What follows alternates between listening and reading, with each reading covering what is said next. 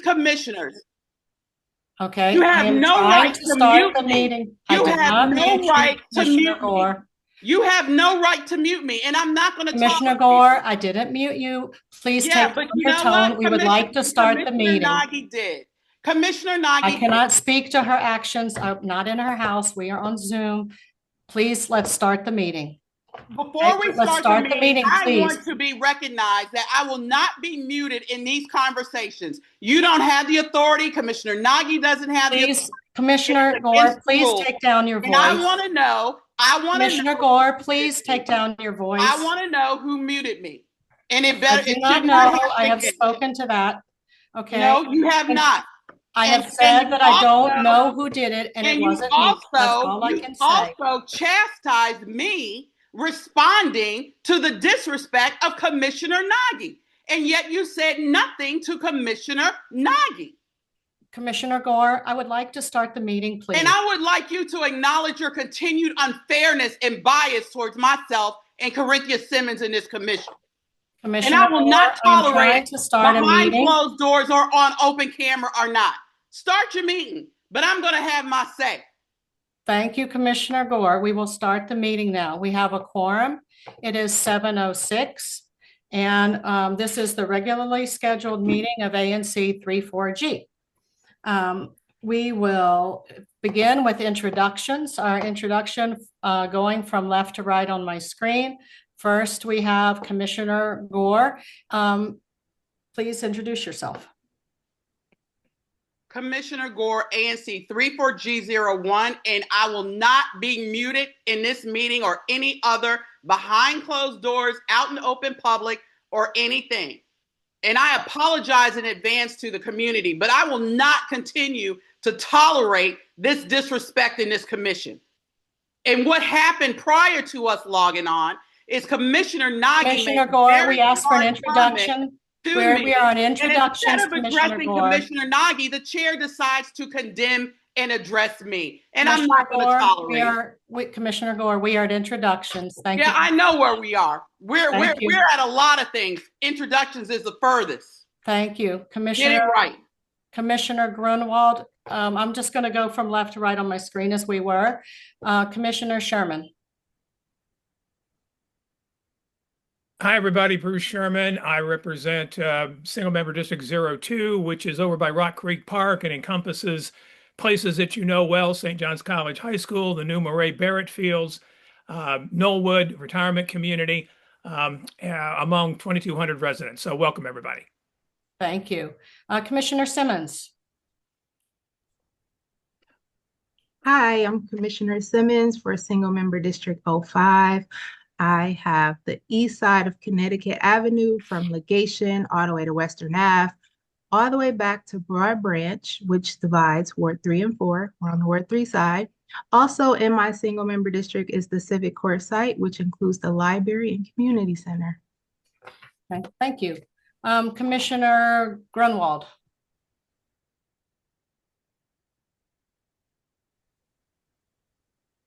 There we go. Hi. Good evening, everyone. Carol Grunwald, ANC 34G. Thank you for joining our meeting.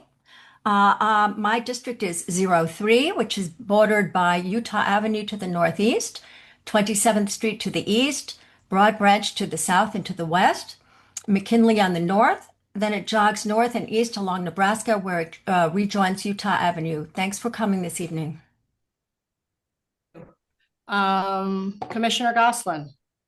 Hi, I'm Peter Gosselin. I represent District 6, which is largely the west side of Connecticut back to Friendship Heights, with a peninsula to the east of Connecticut to Nevada. Welcome. Thank you. Commissioner Nagy. Yeah, hi, good evening. I'm Liz Nagy, and I'm Commissioner in ANC 34G07, which runs from the middle of Military Road south to the middle of Chevy Chase Parkway on the north side, and to the west on Reno Road, in the middle of the road again, and to the east to Nevada. Thank you for coming. Okay, thank you.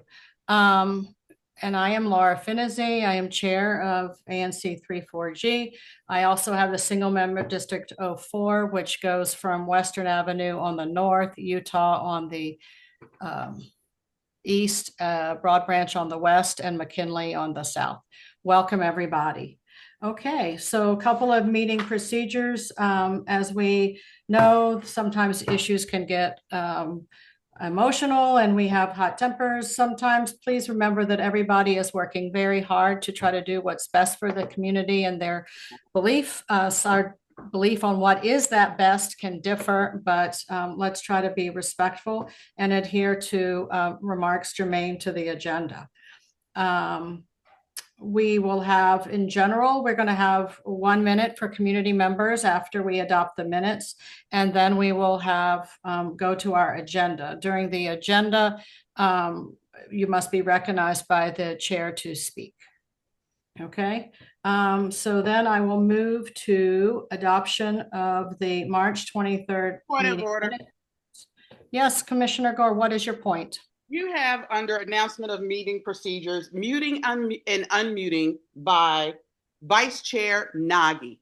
Okay. I want to first know what that means, and I want Sure. to have a discussion about it. Sure. So in the prior meeting, we had a member from the public unmute themselves during the discussion by the commissioners, and members of the public are not allowed to unmute themselves. They need to be recognized by the chair. So if a member of the public wishes to speak, Commissioner Nagy will, after they have been recognized by the chair, they will unmute them. We will not mute or unmute commissioners. And, okay.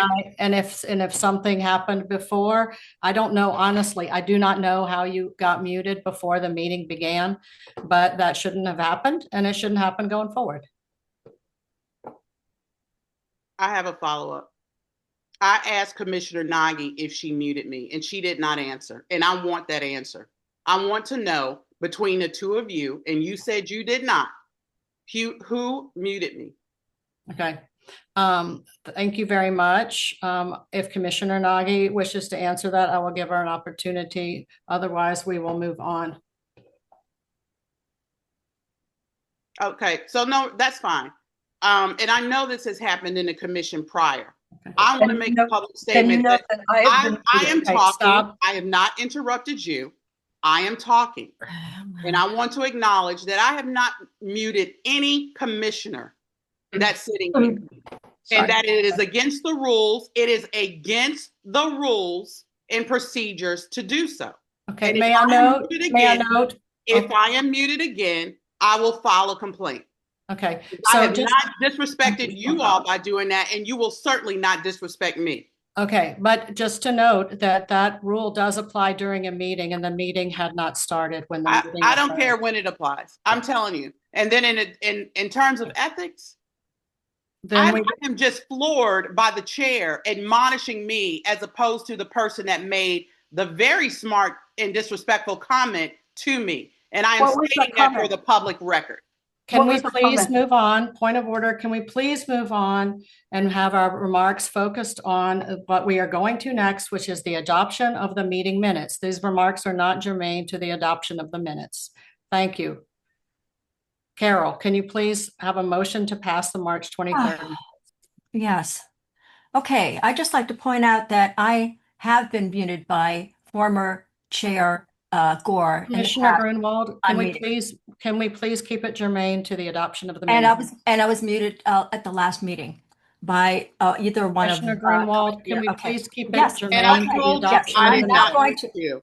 I said now I'm speaking. I'm speaking. And I am going to make a motion that we adopt the minutes of the March 23 meeting.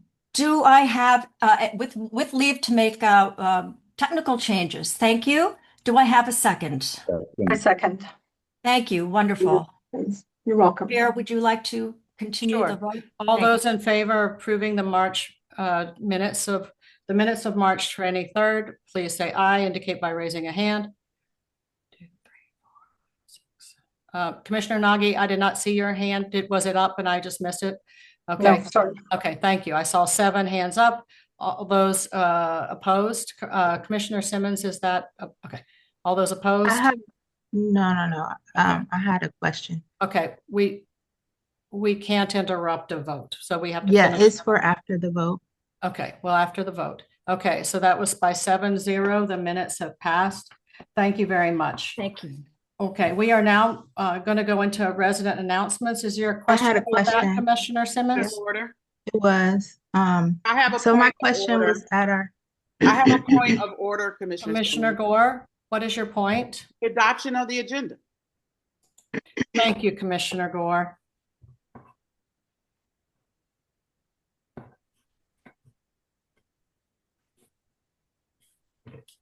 Okay. I appreciate that. Okay, so for our agenda, we had the draft agenda that was published and put out. I did see a few messages today. If you would like to amend the agenda, if you would indicate so at your time, how you would like to amend the agenda. Commissioner Gore. I want to amend the agenda to clarify the BEGA guidance on conflict of interest.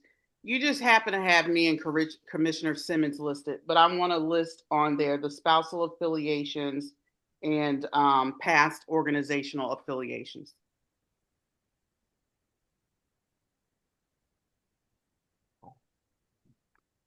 Or you can include, however you want to do it. You can include that language, or you can also include Commissioners Gosselin, Sherman, Nagy, and Grunwald.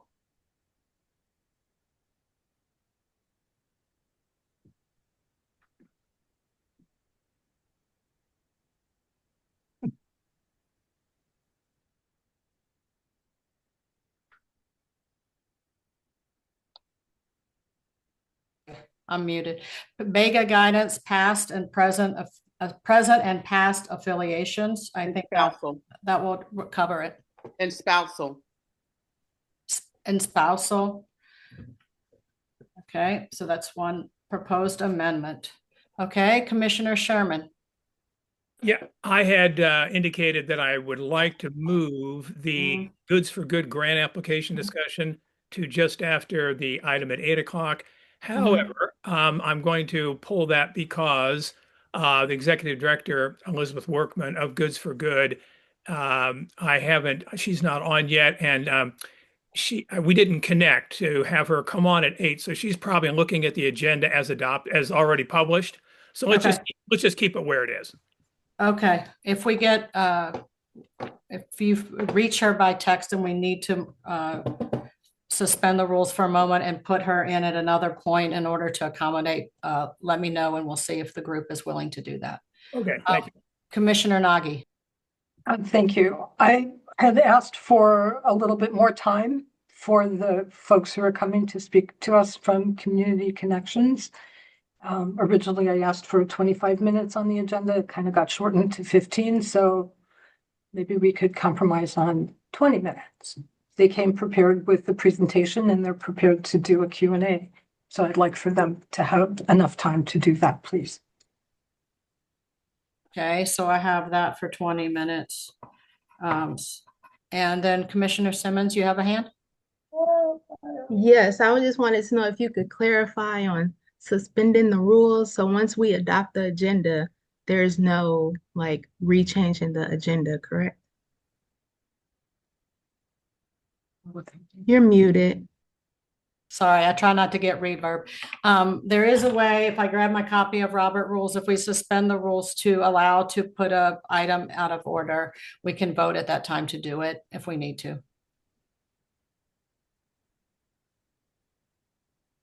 But we'll try to stick on track.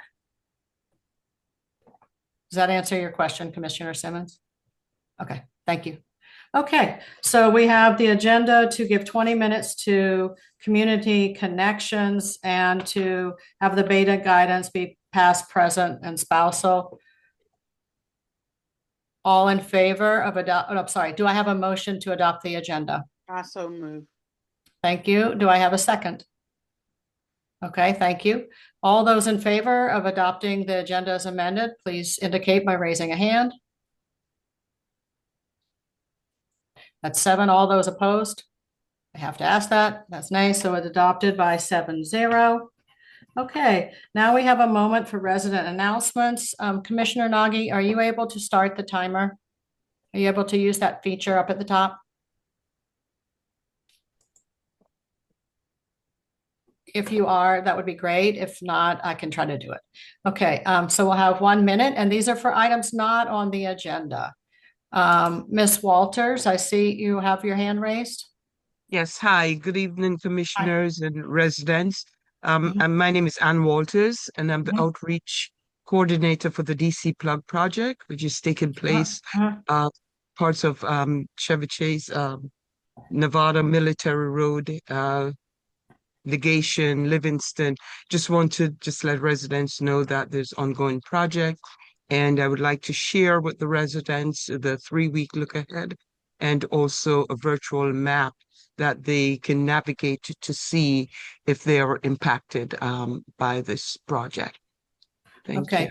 you. Do you have a link that you can email us? Yes, I can email it. I was going to drop it in the chat, but yes, I can email it. Okay. Okay. All right. That Would would you be like me great. to email it, or would you like me to drop it in the chat? I would say if you could email it to us at 3g@anc.dc.gov, and then we can Okay. get it out in our newsletters. Sure, I'll do that. Fantastic. Okay, Okay. thank you so much. Thank you. Okay. Mr. Heilman? Chair Benazzi. I have two quick announcements. One is simply as a member of Chevy Chase Art, just to point out that 2 weeks from yesterday, Chevy Chase Art will host an outdoor art show and sale at the PNC Bank parking lot from 11 a.m. to 4 p.m. with a rain date of May 3rd. A lot of access to local painters, photographers, sculptors, potters, jewelers, etc. And then secondly, I wanted to point out that Ron Kahn and I have been in touch with Chris Dyer, the community engagement manager for the mayor for DPR around the playground condition. And we did get some help removing some drainage rock from the playground surface. And I've seen some volunteers up there helping to keep things cleaned up. But we're working on adding art around the slide and improving the safety of the slide at the moment. So there's some space which could make for some mural space. And we're talking to the mayor about adding some floral pictures and some animal pictures and some other things. So just Okay. thought I'd pass that on. Thank you. And can you repeat the date for the art show? The art show is 2 weeks from yesterday at the PNC Bank parking lot. So the 26th? The 26th. We have also, just to let you know, on the playground, we have been asked to file for a formal partnership with DPR. And so we're working toward filing a partnership application with the mayor's office. Okay, great. Thank you so much. All right. I see our MOCR, William Owen Cox.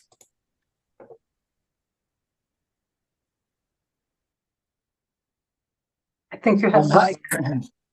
Hi, everyone. My name is William Owen Cox. I'm the Ward 3 liaison for the mayor's office.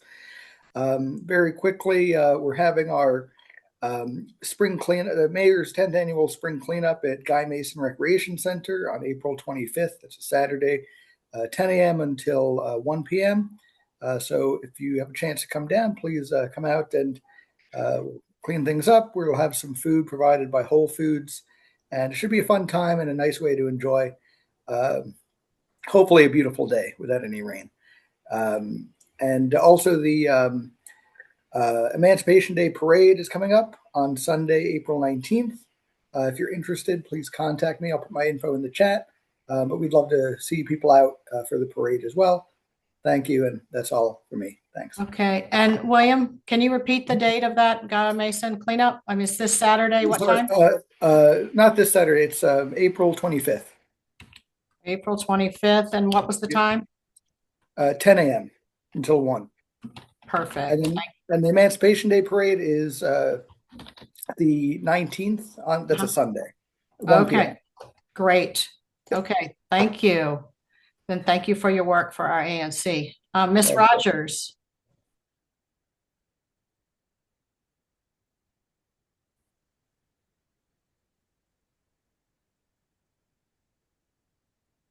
Can you all hear me? Can. Thank you.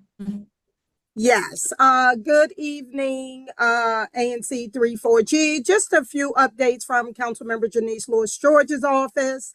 And that is, we are now in the FY27 budget. The schedule for the budget hearings were just recently put out, and I'm happy to put that in the chat. As always, we hope to see our community to show up in full force at these hearings to advocate for Ward 4 priorities in this budget. I want to just talk a little bit about the fighting the Pepco rates. In response to skyrocketing Pepco bills, the council passed Councilmember Lewis George's emergency legislation, which prevents disconnection of service if your Pepco bill is under $1,000.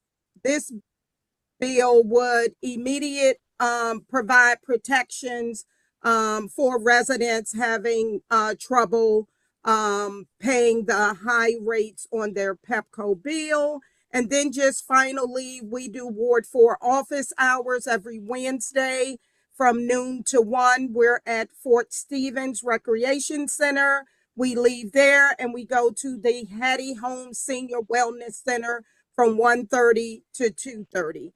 And I hope you all get our newsletter. I'll put the link in the chat as well. We send out a newsletter every Friday afternoon. Thank you all so much. Thank you. And thank you for meeting the needs of our community and working for us. We really appreciate it. Do you still need your hand up, Ms. Rogers?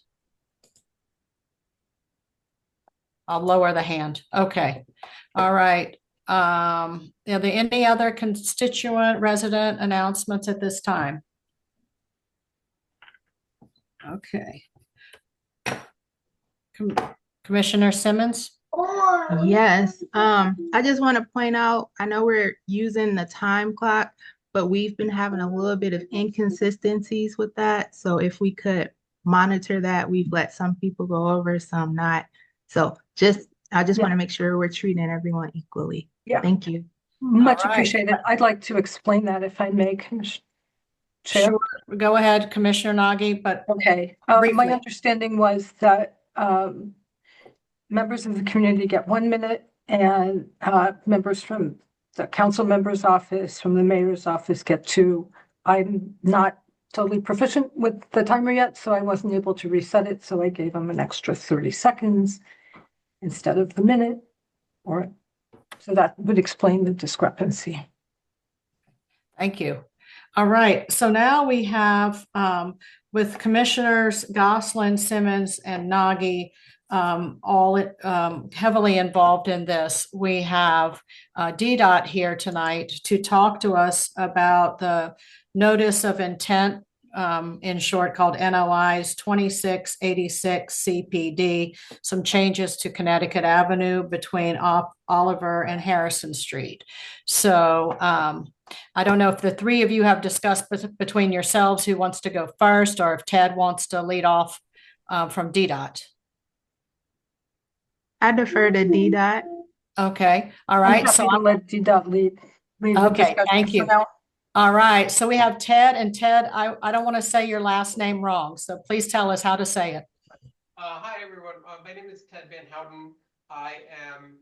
We can barely hear There you. we go. There we go. There There we you go. go. There we Much go. better, I slipped much this better. down. I'm good. Okay. Hi, everyone. My name is Ted Van Houten. I am a transportation planner with DDOT, managing the Connecticut Avenue multimodal safety project. I'm joined by Marta Waldo, who's manager of our Capital Corridors branch, which I am on. So we're here to talk through the notice of intent that we released a couple weeks ago. This is a result of a lot of outreach that we've done throughout the last couple of years, and we're at the kind of the tail end of the concept design and moving to construction the next couple of years. So we've released a notice of intent, which is kind of the last opportunity for the community to provide comments before we move forward to construction. So what I can do is I can share my screen and go through. If I could someone give me the ability to share? Would that be Yes, possible? you should be able to share. Let me try it again. I Let's have to try it send a again. request to do so. Okay, I haven't gotten a request. I have sent it. Mm, Sharing is not turned on. Oh, here we are. Okay, all right. Let me try it again. yeah, you look good on my end. Okay. Documents. All right. Can you see that? It's starting. Yeah. It's Starting. coming. It's still black, but it looks like it's trying to load. There we Yes, go. now we can see. Excellent. Okay, great. So I'll go through the plans for each intersection, and then I can stop and then take questions, or if you want to interrupt me, and however you all do your meetings, I'll go by uh your procedure. But it's only a couple of intersections, so it shouldn't take a huge amount of time. We're going to start north to south, starting at Oliver Street. Our proposal here is currently there's only one crosswalk across Connecticut Avenue. We would propose to add a crosswalk on the south leg of the intersection here, and then we'd put curb ramps to enable that crosswalk. And even though it's shown here as just being two lines, it would be the full visibility ladder style crosswalk that the other crosswalks are already have. So they would look the same there. The next intersection moving down to Northampton Street, our proposal here is to prohibit the left turn from southbound Connecticut onto eastbound Northampton Street. And then we would also be moving the stop bars back to increase visibility at the intersection. This would require us to remove one off-peak parking space on both the kind of the south and the north approaches on Connecticut Avenue. So if you can see my cursor, just kind of one stop here and then one stop here is the proposal. For Military Road, moving south, we are proposing to move the northbound bus stop from the south side of the intersection to the north side of the intersection, proposing to do this to improve visibility and to kind of improve bus operations at the intersection and through the corridor. Moving on to Jocelyn Street. Currently, there is not a signal at Jocelyn Street. We're proposing to add a signal at this intersection. We also would install a crosswalk across the south leg of the intersection at Jocelyn, and then the bus stops that are in the kind of the near side or the south side of the northbound approach, and then the northbound. Instead of the bus stops where they are before the intersection, the bus stops would be moved to after the intersection. And anytime we propose to remove bus stops, currently there isn't parking where the bus stop is now, and where we're moving the bus stop to, there is parking. So there'd be a shift in parking where we're proposing to move the bus stops. You wouldn't be able to park there because that would be a bus area. But where the bus area is now, we would restore parking to that part of the curbside. So there wouldn't be a net change in overall parking supply at this intersection, and any time that we're moving these bus stops, but there'd be some shifts. And then the last intersection that we have today is on the border with your ANC and 3F is Chevy Chase Parkway in Harrison. We would propose to add a full signal at this intersection as well. We'd add a crosswalk at Harrison, and then this little street stub of Harrison Street, kind of between Chevy Chase Parkway and Connecticut, we'd propose to close that so that if you're on Harrison Street, you would have to stop, and then you have to go onto Chevy Chase Parkway and then access Connecticut through Chevy Chase Parkway. So we think this is key to improve pedestrian safety and reduce conflict points at the intersection. I should note a couple of other things before I open it up for questions. This does not include a hawk at Legation, which is being proposed under a separate notice of intent. So this notice of intent doesn't cover that because it's already under a notice of intent. We also are proposing some signage updates to Morrison Street and the Kanawha Street intersections of Connecticut. It wouldn't impact any traffic operations that exist today. It's just upgrading the signs. So that's something that we had presented before, but that's not part of the notice of intent because if we're updating signs, we don't need a notice of intent to update a sign. And then lastly, if for those of you who are more familiar with what we've proposed in the past, we had some hardened center lines at some locations, and we're no longer doing that based on some updates to our traffic calming policies here at DDOT, and just basically being more judicious with how we deploy flex posts throughout the district. So with that, I'm happy to open it up to any questions that you all may have. I'll also, when I'm done, I will put all comments for this notice of intent should be submitted through our notice of intent portal on our website. And I'll share a link to that in the chat after I'm done presenting. And then I'll also share my email and phone number in case anyone wants to follow up. So I'm happy to take any questions that any of you have. So thank you. All right, thank you. I think we'll go with the commissioners first and then to residents. I see Commissioner Simmons has her hand up. Yes. Hi, Ted. Hi. Thanks for the presentation. So I'm the commissioner over the Oliver and Northampton suggested changes, and I'm supportive of those changes. But I had a question in regards to the study for this section. I know we're getting a hawk light at Legation, but one of the issues where I still get complaints from constituents is that on the east side of Legation, cars are able to park towards the corner on on both sides.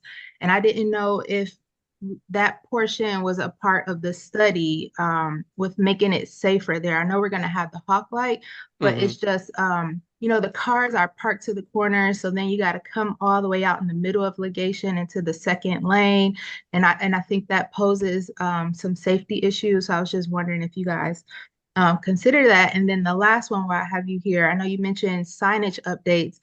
At Nevada and Northampton, we have an issue where cars bypass that stop sign. And especially, we have a lot of kids walking to school. So I don't know if you all can probably look into the signage for that intersection as well, because it's been a complaint spot for me as well.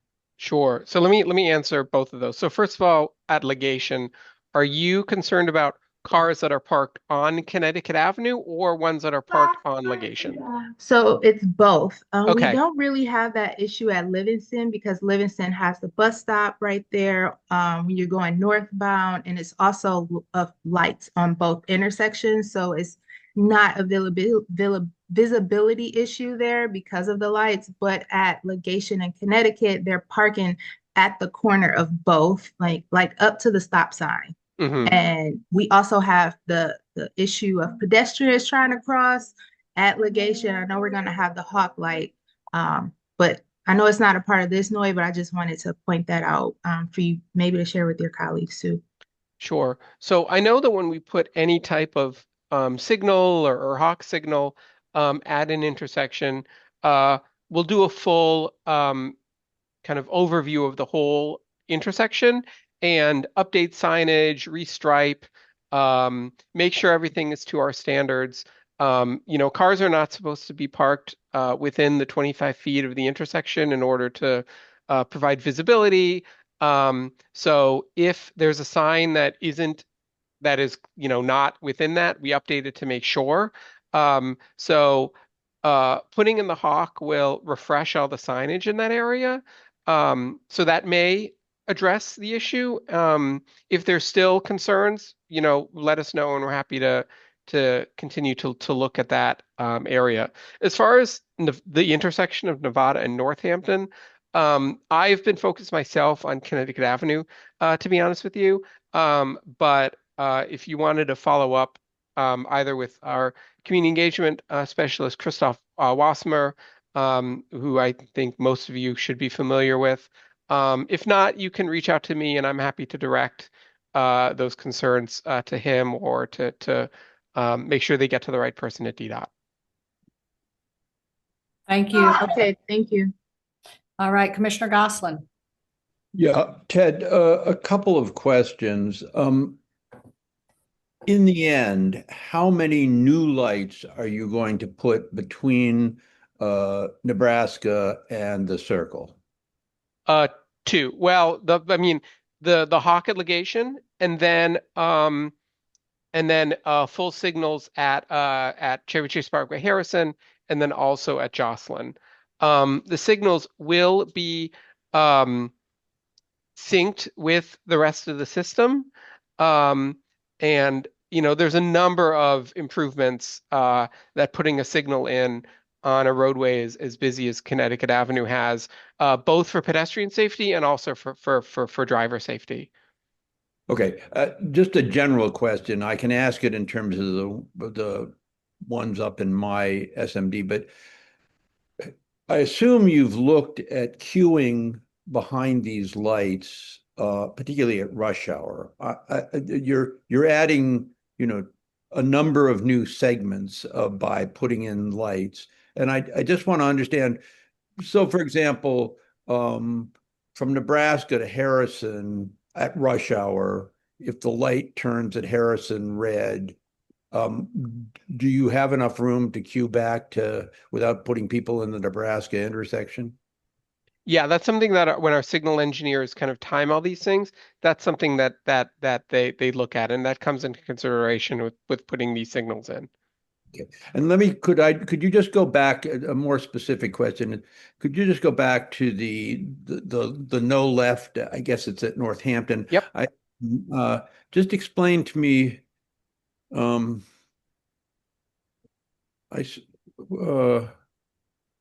so you would not be permitting a left from the southbound lane to the residential street, not, right?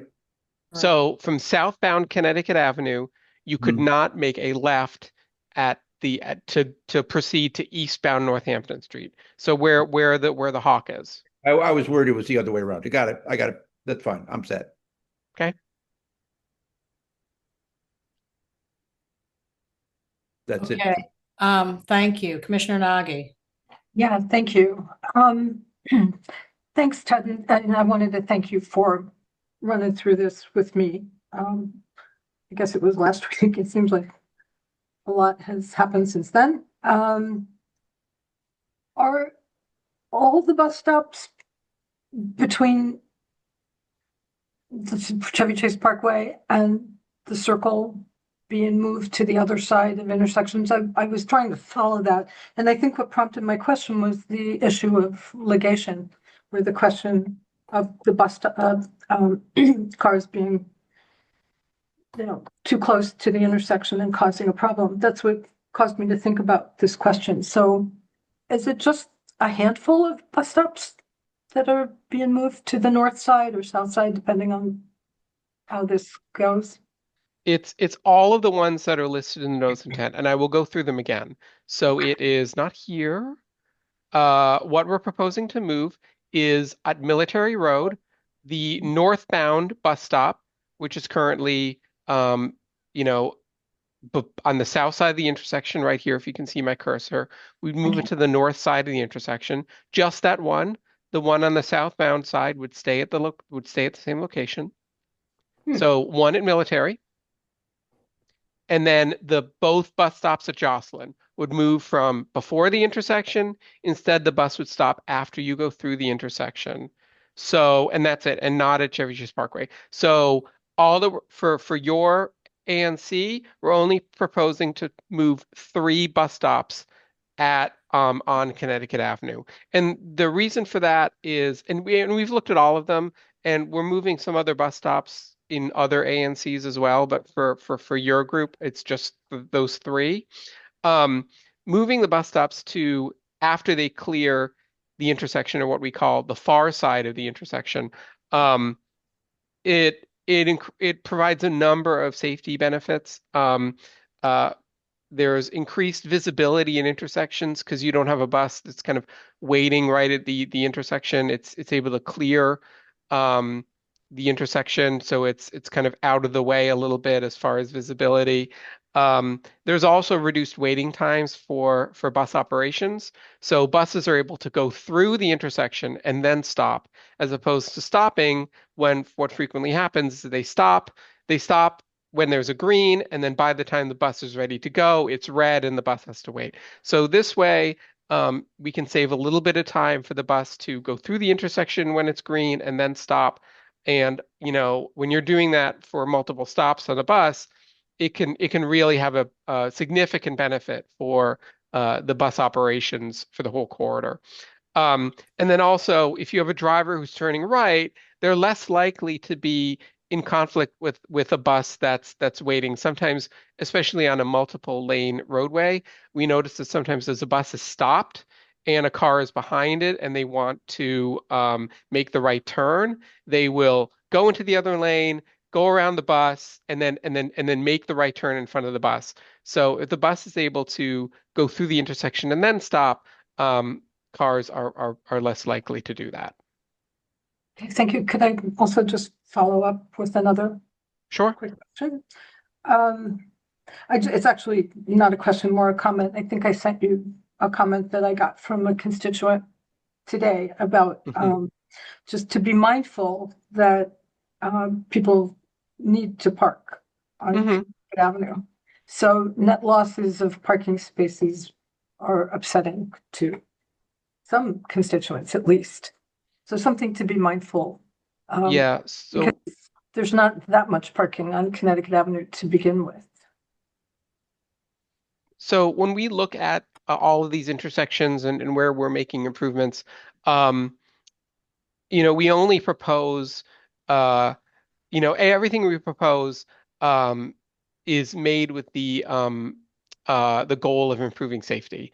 And, we, for the entire corridor of all of, Connecticut Avenue that's in your ANC, we're only proposing to remove 2 parking spaces on Connecticut Avenue. And there's, I don't have the numbers in front of me right now, but 2 parking spaces on all of Connecticut Avenue. And keep in mind, Connecticut Avenue, you can't park during rush hour. So off-peak parking, 2 spaces for the whole corridor at Northampton Street, we think is just to improve visibility at this intersection.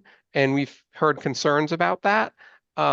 We want to make this is where we really think that the trade-off of improving safety is worth the reduction in parking at this intersection. So we realize that some residents residents who drive and need places to park, especially if they're accessing things that are around this intersection. Removing 2 parking spaces might make it a little bit harder to park in this area, but we think the safety trade-offs at this intersection are worth it. Right. Well, thank you for the explanation. Okay. I think I would like to ask a question. I often use the southbound left-hand turn onto Northampton, and I find it a lot safer to turn there than I do turning left onto McKinley, which is where I would have to turn now, because there is no corresponding left-hand turn from the northbound side. I'm not having to look at a car that's kind of offset. And I find that at McKinley, the cars are coming around on the right, and I don't see when it is clear until long after it is red, and then it holds up the traffic. And then if I were, say, trying to go to the library, instead of being able to turn from southbound Connecticut under Northampton, I'd have to go into McKinley, and then I have to make that left-hand turn, which is right at the crest of the hill there, which is also not so safe. And I'm thinking about that. I'm also thinking about patrons for Wells Fargo, the way that their parking lot is structured, you have to, there's like an exit only system. It's a one-way kind of parking lot. So they might be turning onto Oliver and then looping all the way around. It might divert traffic through the neighborhood a way that wouldn't be so useful. And as a pedestrian who uses the Hawk Light quite often to go to Northampton or post office or Magruder's or whatever, I have never felt unsafe there. It has worked beautifully. So I will be writing a note saying that I don't support that left-hand change. Okay. Commissioner Gore. Yeah, so I want to actually hear from DDOT on what you just said. And I want to understand why you guys feel that this is a safer position for the community to include drivers and pedestrians, as opposed to what Commissioner Fennessy just said. Why are you making this change here at Northampton? So we would be prohibiting this left turn in order to reduce conflict points and improve safety at the intersection.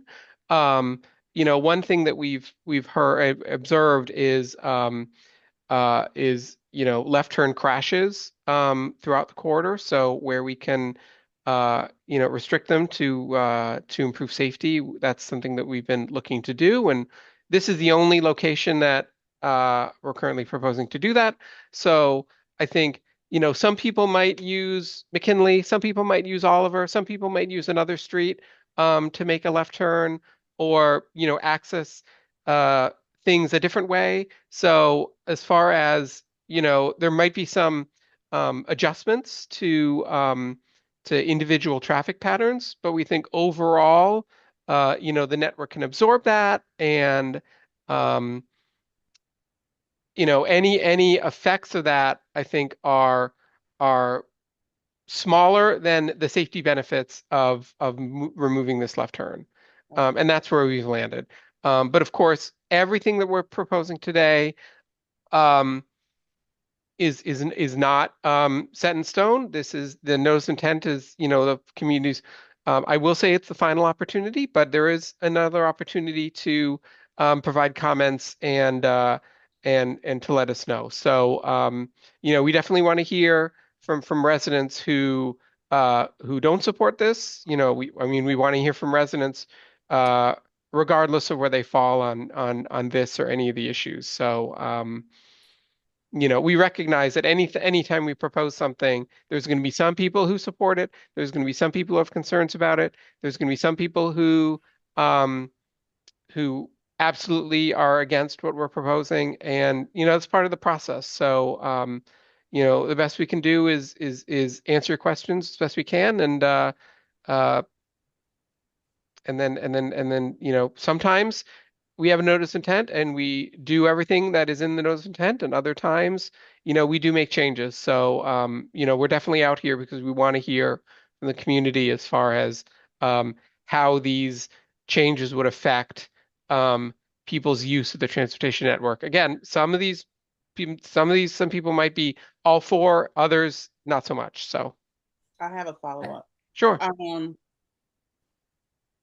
Thank you, Commissioner Gore. I have a follow-up.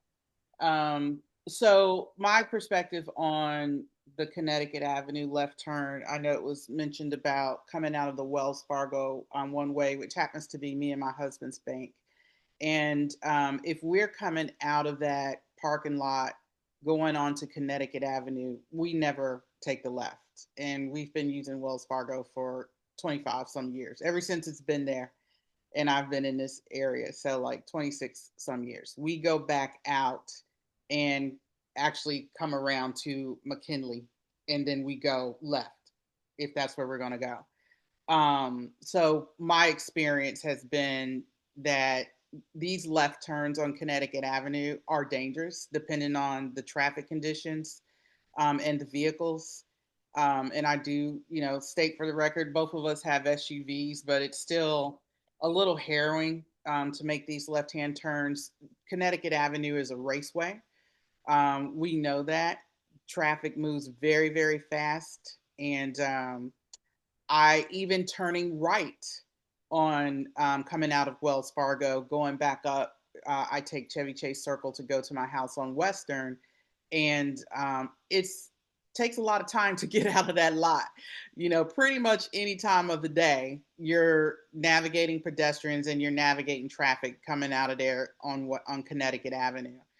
And then I just really want to understand in terms of pedestrian safety, is there any major difference? Like there's the pedestrian crosswalk that's there at Connecticut and along Northampton. Is there any major difference between that intersection and the other intersections that were discussed along Connecticut Avenue for pedestrians? Like, is it safer for pedestrians crossing at McKinley versus this new proposed Northampton intersection and changes to it? I mean, the way that we measure safety is through crash data. So as far as how the crash data, I mean, I know we have that that data, but as far as I don't have that in front of me right now as far as what the crash statistics are at every single intersection along Connecticut Avenue. But we did look at it as part of this project. Okay, that was a factor. Yeah, all of these recommendations were based on existing crash data. All right. But you don't have the most recent crash data. I know that when I talked with Commissioner Nagy about a week ago for this, there was some additional data that was requested. I know I do owe you that data, so we'll get it to you. But yeah, if there's more information that you all would like, certainly we can take that request and do our best to fulfill it. Thank you.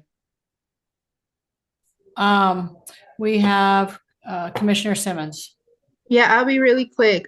Since we still have this on the screen, I want the community to be aware of on southbound Connecticut at Northampton, that stop area to make a left turn is further back. And then when someone presses the hawk light, when the hawk light is flashing, cars can proceed. And I was just there Friday, and there was a car making a left from Northampton and a car making a left from Connecticut Avenue southbound. And then someone is in the crosswalk. And I think because of that, it becomes a little difficult for everyone in the intersection because the car on southbound is stopped because of the red light, but the person on Northampton may make a left because the pedestrians are gone. And I think that also caused increased risk for crashes with pedestrians and or cars because Northampton doesn't have a light to follow. So I just want people to be cognizant of that part too, because the stop sign is so further back from Northampton instead of close up, like how McKinley and Connecticut, the stop signs are equal distance. These are not, if you visually look at it. So thank you. Thank you, Commissioner Simmons. Mr. Heilman? Thank you, Ted. I have one quick follow-up to some of the comments that have come from commissioners about the Northampton changes to the left turn, and that is about your outreach process to businesses. So I'm wondering if you're aware that Bo Blair, the owner of Jetties, is planning to open up a new restaurant at that location, and they have contracted for parking at the Wells Fargo site.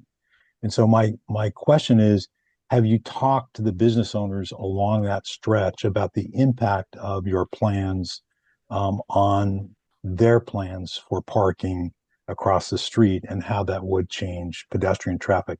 As a follow-up to that, though, I have a question about, in general, if we could improve pedestrian transition from the west side or the east side to the west side, would it be possible to have a permanent bridge from the bus turnaround site toward Northampton so that there's always the opportunity to go over Connecticut Avenue or under it? Is that something that's ever been discussed? I know the bus turnaround's been out there for a while. And one final quick question has to do with robotic taxis, that the DDOT is currently planning to license robotic taxis later this year, beginning with Waymo. My question has to do with how robotic taxis interact with hawk lights and whether or not there's any conflict there. So that's a lot of questions. Yeah. That's how to go. All right. Well, let me address all of them, and if I miss something, please let me know.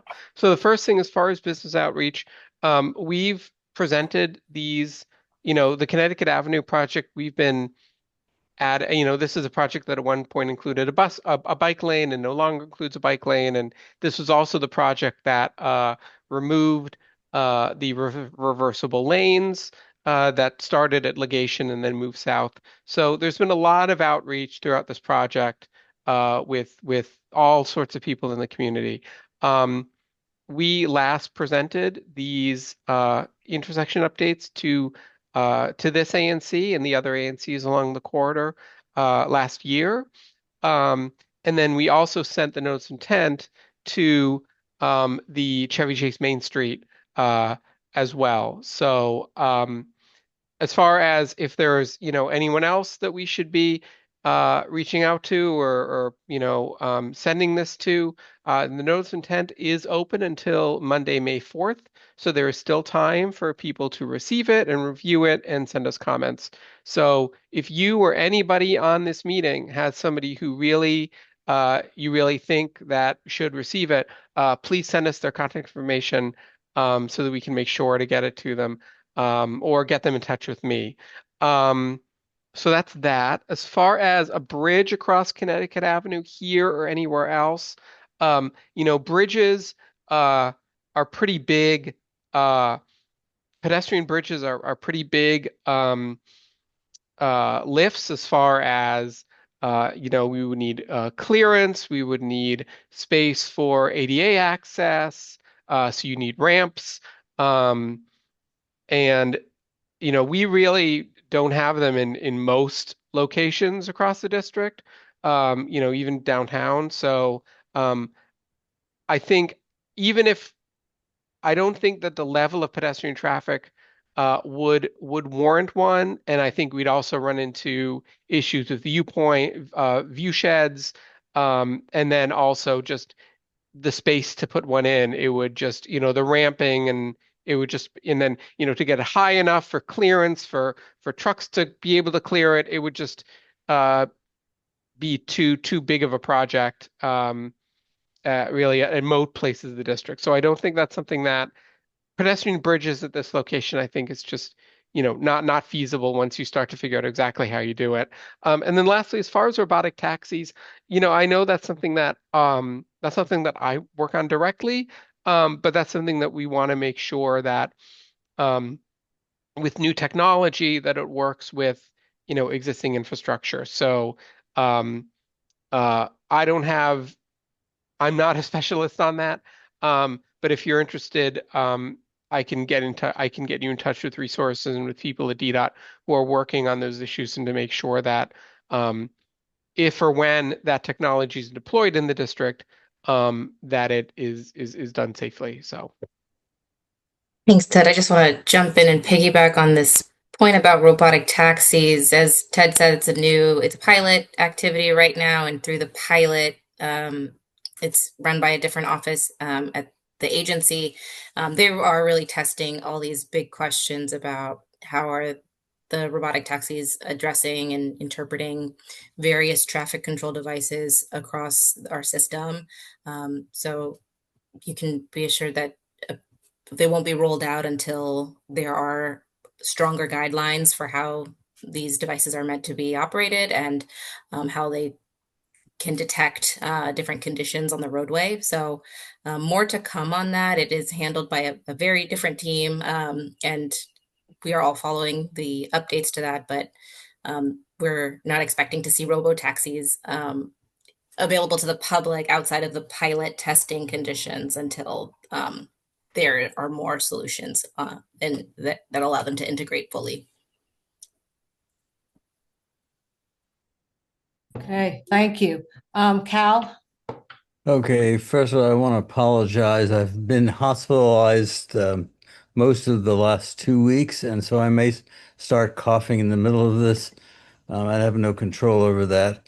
I have a comment and two questions, and my comment's going to be on the Northampton thing again.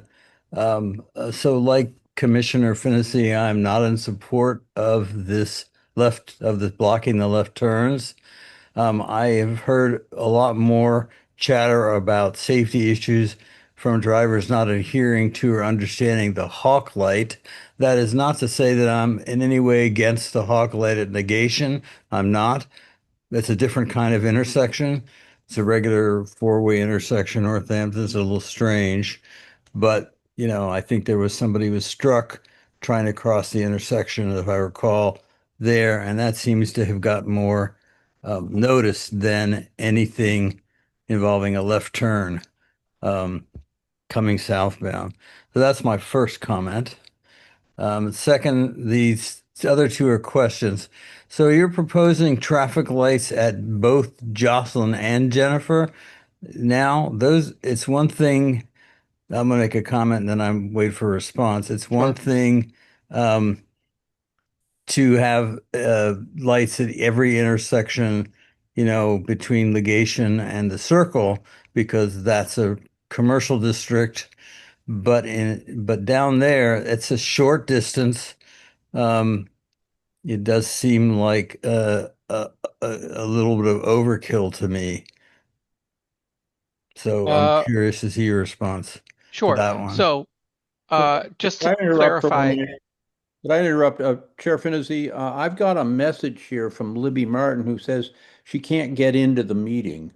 Is there a problem with admitting people? I don't have that power, Or but I here, see her in the meeting. she's in the meeting.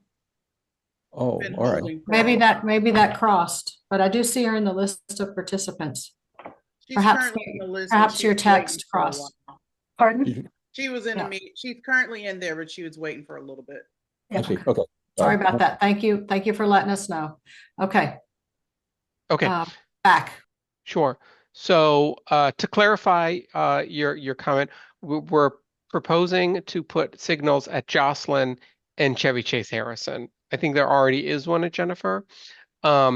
So we're proposing to do that. We don't, there's a number of things that we look at when we propose to install signals.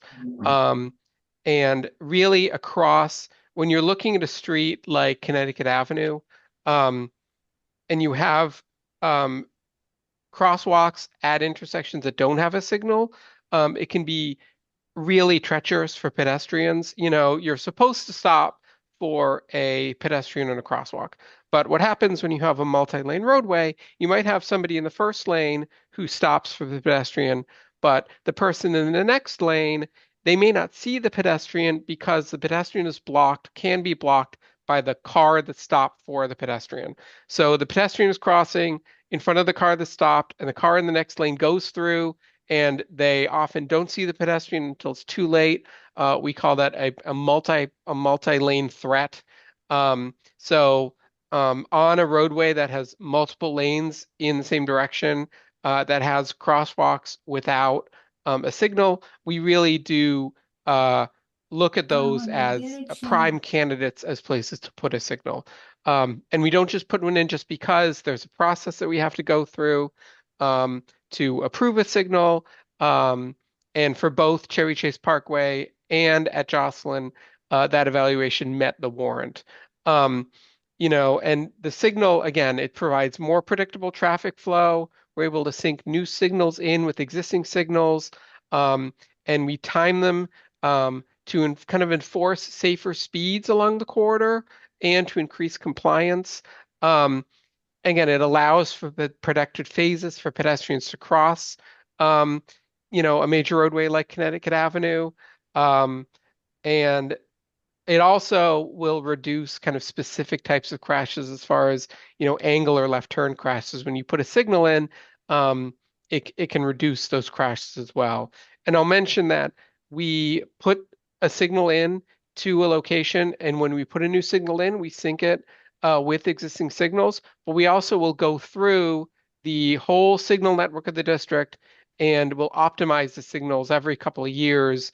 And we kind of take kind of a big chunk of a district, kind of larger than a ward when we do that, and go through and any, collect new data and do a whole process and, any adjustments in traffic patterns or development or anything, those traffic signal optimizations that happen every couple of years kind of correct those things and optimize the system.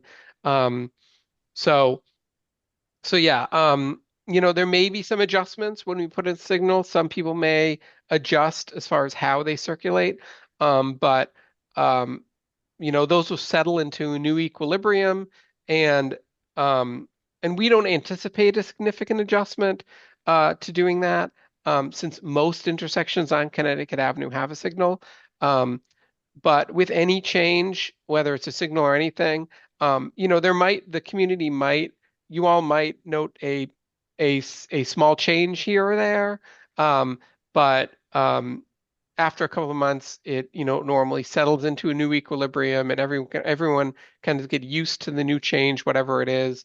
Of course, if there are, real issues, we'll follow up on that. But we like to have the new change kind of settle a little bit. So if we put something in on a Monday, we don't want to come right out on the Tuesday and address all these things. Well, let it settle. If there's a huge issue, then, we'll come, like if the signal isn't working at all, then we'll come and fix it.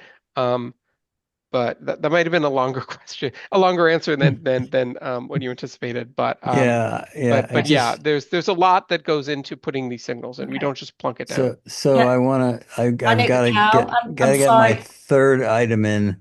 Cal. Yes. We are running, I'm so sorry, but we are running short on time. We are way over, and I want to make sure Mary Rouse, John Wheeler, and Commissioner Nagy get to speak. Can you send your comment to me and then I can forward it to Ted and see if he can Well, answer? I can, if I can have 30 more seconds, I can 30 just seconds, get go. in Donata's head.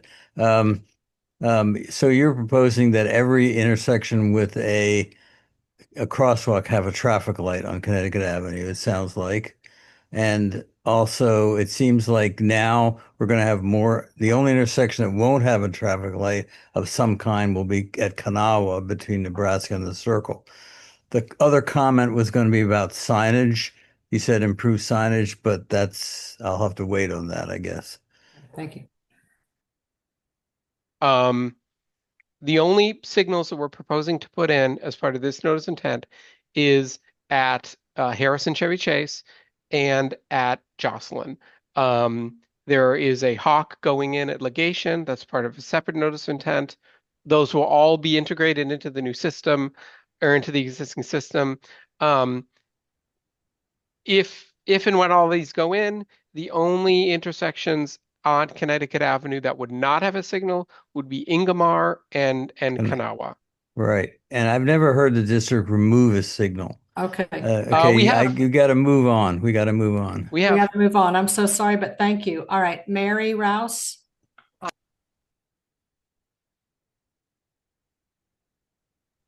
I'm sorry, Mary. That was me. Sorry. It's not letting me unmute. Laura, can you try? It's not letting me. I'm unmuted now, right? You are. Thank you. Yeah, sorry. Okay, so I'd just like to object that this is the first time hearing of this. I know you said you spoke to the ANC last year, but I obviously missed it. I run a discussion forum in the neighborhood, so I'm always trying to keep on top of everything going on. And I feel that we haven't had adequate notice about this, so I'm really upset that the end of this final stage is on May 4th.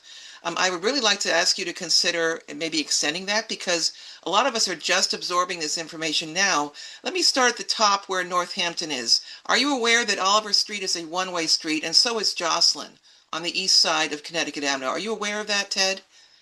Yes, I mean, we looked at all that, yeah.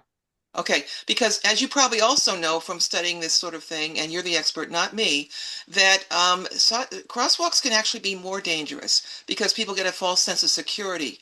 And so I'm troubled by that extra crosswalk that you want to put that's away from the signal unless you're talking about this crosswalk in front of the signal for traffic facing north at Oliver. Is that what you're talking about? We're talking about the one here on the kind of the south side of Oliver Street.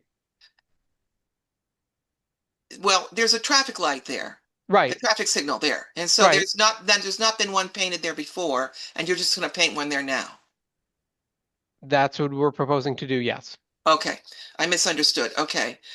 Going down, if you could possibly move down to Northampton. Sure. I would really question what crash data you have. I think it would be very important to share it with this community because we've all lived here. We live here and we can all see what's going on here. And I'm just surprised that you have gotten these requests for this. Did you all just come out and study these intersections and decide this? I mean, I can't believe that there are people who have asked for these lights, especially down at Harrison and also at Jocelyn, which again is a one-way street going east, I believe, if I'm not mistaken.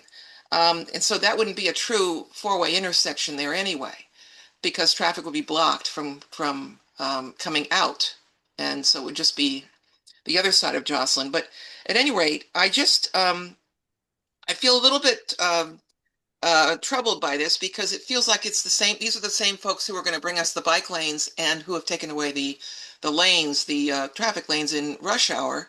And I sort of feel like this is an attempt to sort of do traffic mitigation, traffic calming, which of course is not wrong to do, but it can have, bad effects because traffic signals take a long time to get used, that people get used to those things. And it's a dangerous time when you put in a new traffic signal, that people can not see it and crash through it or blast through it. And it isn't just a couple of months settling in. It's a lot longer than that. And you're imposing a lot of changes, a lot of new changes on this stretch of traffic, which we all live with every day and negotiate and try to work hard to stay safe from. I mean, I just feel it's a little cavalier to come in and say, don't worry, y'all, it'll be okay. You'll get used to it. I'm just concerned about the presence of the signal at Harrison because it's just one block before Connecticut and Nebraska, which is a very big intersection. And I just don't know if anybody's thought this through, whether they're just trying to plop things down. Furthermore, at Jocelyn, we don't have a signal there now, so there's no need to move the bus stop. But if you impose a signal there, then you are moving the bus stop. So it seems like you're doing a lot of changes here that I'm just not sure are warranted. I think it would be really helpful to show us how many crashes have happened at these points where you want to install these signals and let us know, because this is going to affect a lot of things. It could back up traffic, send traffic through our side streets. It could cause more crashes. It could cause us a false sense of safety, and all other things. So as you can see, I have a number of complaints, particularly that this was something that's happening in less than 2 weeks or about 2 or 3 weeks. Okay. It just doesn't seem right to make these changes all at once without much notice and give us such a short time frame, and to call it the final stage when we feel like this is just the beginning of our understanding of what's happening. Yeah, thank you, Mary. And I think to Mary's point, the events, with the snow and all this spring we have, it really sidetracked a lot of issues. And maybe this came out in a rough time for us. But I think if there isn't a way to give a little extension to the NOI, that might be useful. Mr. Wheeler. Before we move on, I just want to jump in and reiterate that we're happy to circulate crash data. So we will be following up and sharing that information. And do want to give Ted some kudos here. He did get the NOI out earlier. I understand that some of y'all might be seeing this information for the first time. There was also a presentation a year ago. I just want to this is an update or a refresh really to the concept. So I just want to level set that, and we can move ahead to the next question, but we are happy to take additional questions and comments and let it marinate. Again, the comment period is open for another 2 weeks as it sits in, and we're available to answer questions, but I want to just make sure that can provide that information here. Thank you. It's open for another 3 weeks. It closes 3 weeks. Yeah. Okay. Mr. Wheeler. Thank you. I mostly want to comment on the what you're doing at Northampton, and I very much appreciate that. Unlike what other people have said or one other person said, that hawk light I have found more dangerous than any hawk light most hawk light works fine, but for some reason that one has not. I've been in the crosswalk with a solid red line for a red light for Connecticut Avenue, and cars would stop and then or slow down. One driver even waved at me as she almost hit me, and she waved and smiled, so it wasn't like, "Oops, I didn't see you." And it was a solid red light for her, meaning even if there were no pedestrians, she was not supposed to proceed. And then as far as the left turn there, going to eastbound Northampton, there's no light, there's no walk or no walk sign there in the crosswalk, so pedestrians can walk there at any time. Cars turning left from Connecticut Avenue are only looking for a break in traffic. They're not looking for pedestrians. And I've had cars turn at me and then slam on their brakes because there's a pedestrian in the crosswalk, and they never even looked for that until they went heading down the walk. So, and then your improvement by putting that stop bar back, maybe that would solve the problem. I think that's a very, hopefully a very good improvement there. Everything you're proposing there, I certainly support. And I'll just make one comment on the Chevy Chase Parkway. I have never been a pedestrian there, but I've been nearly hit several times by cars there. I've driven a car, and cars use that as a way to avoid the long light at Nebraska and Connecticut. And they'll cut through from Nebraska onto the Chevy Chase, Reno Chevy Chase Parkway, and then go flying out in Connecticut Avenue traffic. So that I think that is the one light that probably makes it better for vehicular safety. Thank you, Mr. Wheeler. And I want to really thank you again, DDOT, for all their time coming to us tonight. I know that you went overtime, but I think that shows the engagement of our community. Yeah. The attentiveness we pay to the small details, but they affect our lives. And I hope that as we get to the NOI, you will read our comments and consider them carefully. You should be able to send a comment in the chat to me or to co-host Vice Chair Liz Nagy, and then we can put it out to the group for the NOI portal. It is also linked in our meeting agenda. If anyone is looking at that electronically, I linked both of the NOI and the NOI portal in the agenda. So thank you, Ted. Thank you. And thank you, Marta. All right, y'all have a good evening. Thank you. So now we are going to go to the item which was listed at 7:40. It is 8:22, so I'll try to be very brief about this. We had a set of bylaws. Commissioner Nagy, Commissioner Simmons, I'm going to My comment is related to DDOT. It was really quick. I didn't get to catch it at the beginning, but I just did not see your hand up before I started. Go ahead. Oh, it was at the beginning of the meeting before with the minutes. I just wanted to know the status of the ANC's support for the hawk light to DDOT. I haven't seen that, and has that been sent over? When you said the status, you're trying to feel if the resolution had been sent over. Yeah, signed. That is your question. Okay. Yeah. I sent an email about that too, and no one got back to me. So I'm gonna ask Commissioner Grunewald, did you send a letter? Or Commissioner Goslin? Because I know I did not. Yeah, was that in my okay. My responsibility?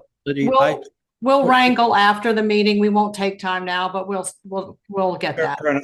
If it was my responsibility, I apologize. Okay, I'll have to look back and see who was going to send it, but we can definitely do that. And thank you, Commissioner Simmons, for following up. Commissioner Nagy? I was having some difficulty getting people who are presenting into the meeting. I just wanted to signal that for the community connections thing, but I think we're waiting for one more person, but I think we're okay. Okay, well, I hope that this can go quickly. Commissioner Gore, is yours related to the DDOT, or can we go ahead? I also just mentioned that Lieutenant Oliver is here, and he he goes off at 9 o'clock. Okay, well, hopefully I can do the bylaws and we can consider suspending the rules to allow him to give his presentation before he goes off the clock. Commissioner Gore, was yours about the DDOT? Yeah, I just wanted to make sure, do we know the date, Commissioner Simmons, that the response was due by? It's kind of concerning that it hasn't gone out. For the Hawk Light, Yeah, not the NOI. yes. Do we know a date? It looks as if she is looking.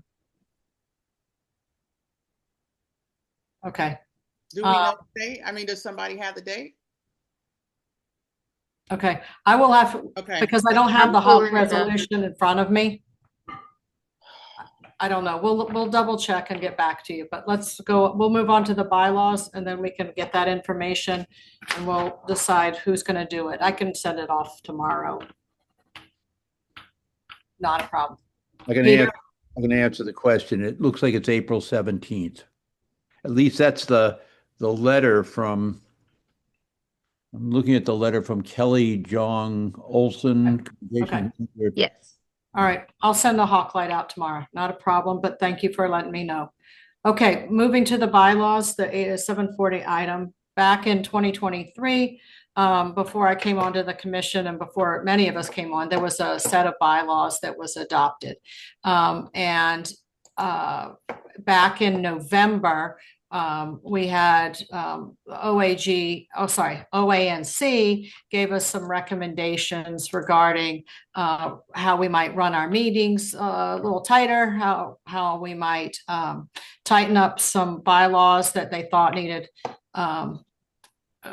aligning with DC code a little better, limiting duplications. And so when I became chair, I started to look into this. And the first thing I noticed was that the table of contents didn't match the bylaws. So this is just to pass an updated table of contents. It was originally sent out on March 8th. The feedback was gathered at the ANC meeting on the 23rd.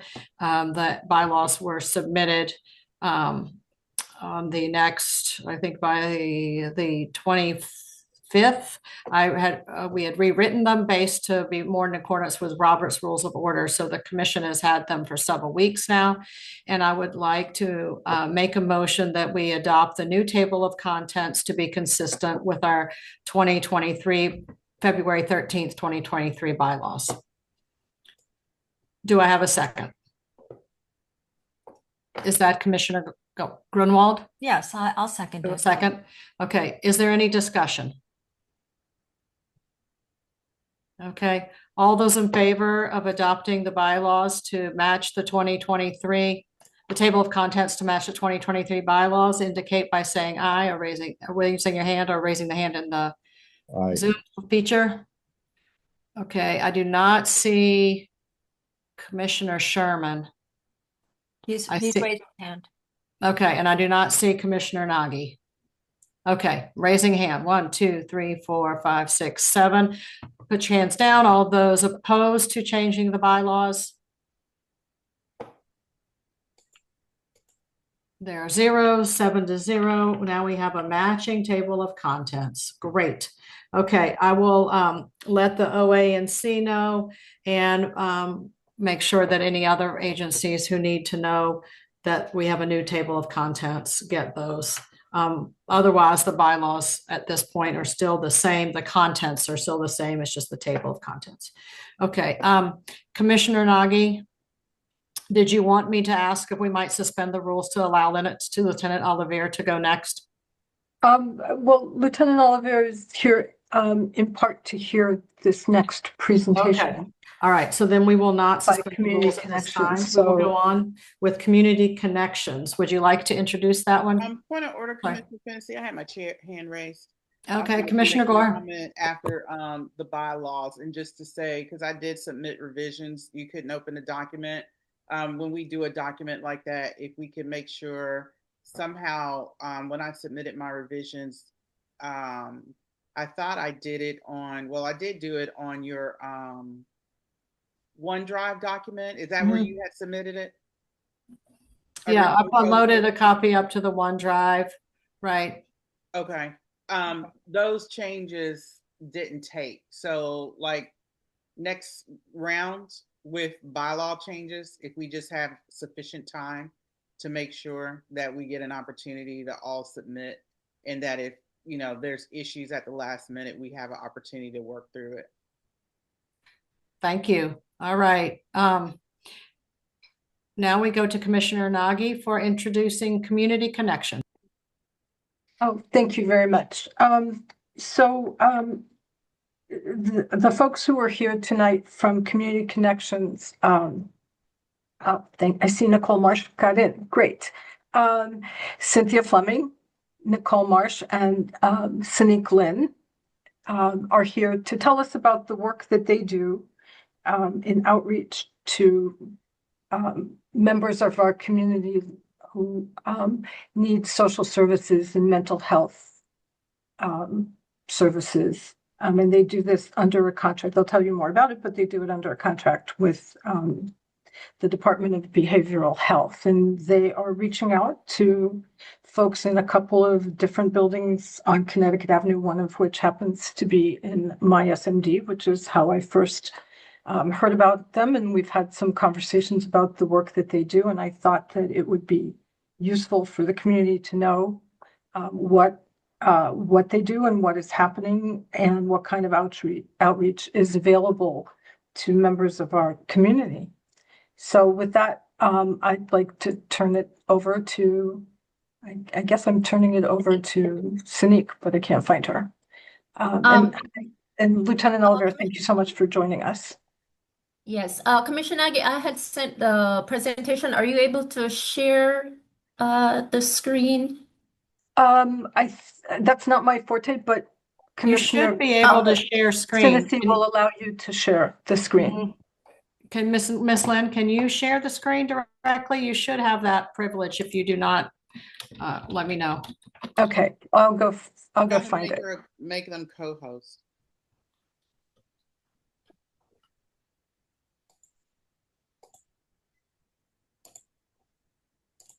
Okay. Miss Lynn, see if you can share your screen.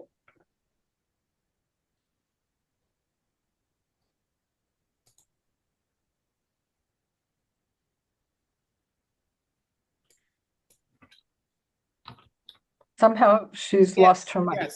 Yes. I'll share it. I'll share it. Okay. Okay, thank you. All right. Okay, thank you, Miss Fleming. All right. Let's see. Commissioner- Share. I see a share button.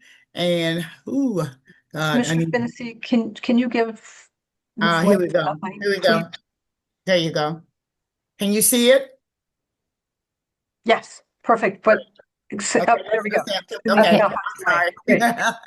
We'll go All to right. the top. Technology is a wonderful thing until Yes, it isn't. it is. So It is. thank you so much, and sorry for the technical difficulties. And Sanique, All over right. to you. Okay, thanks everyone.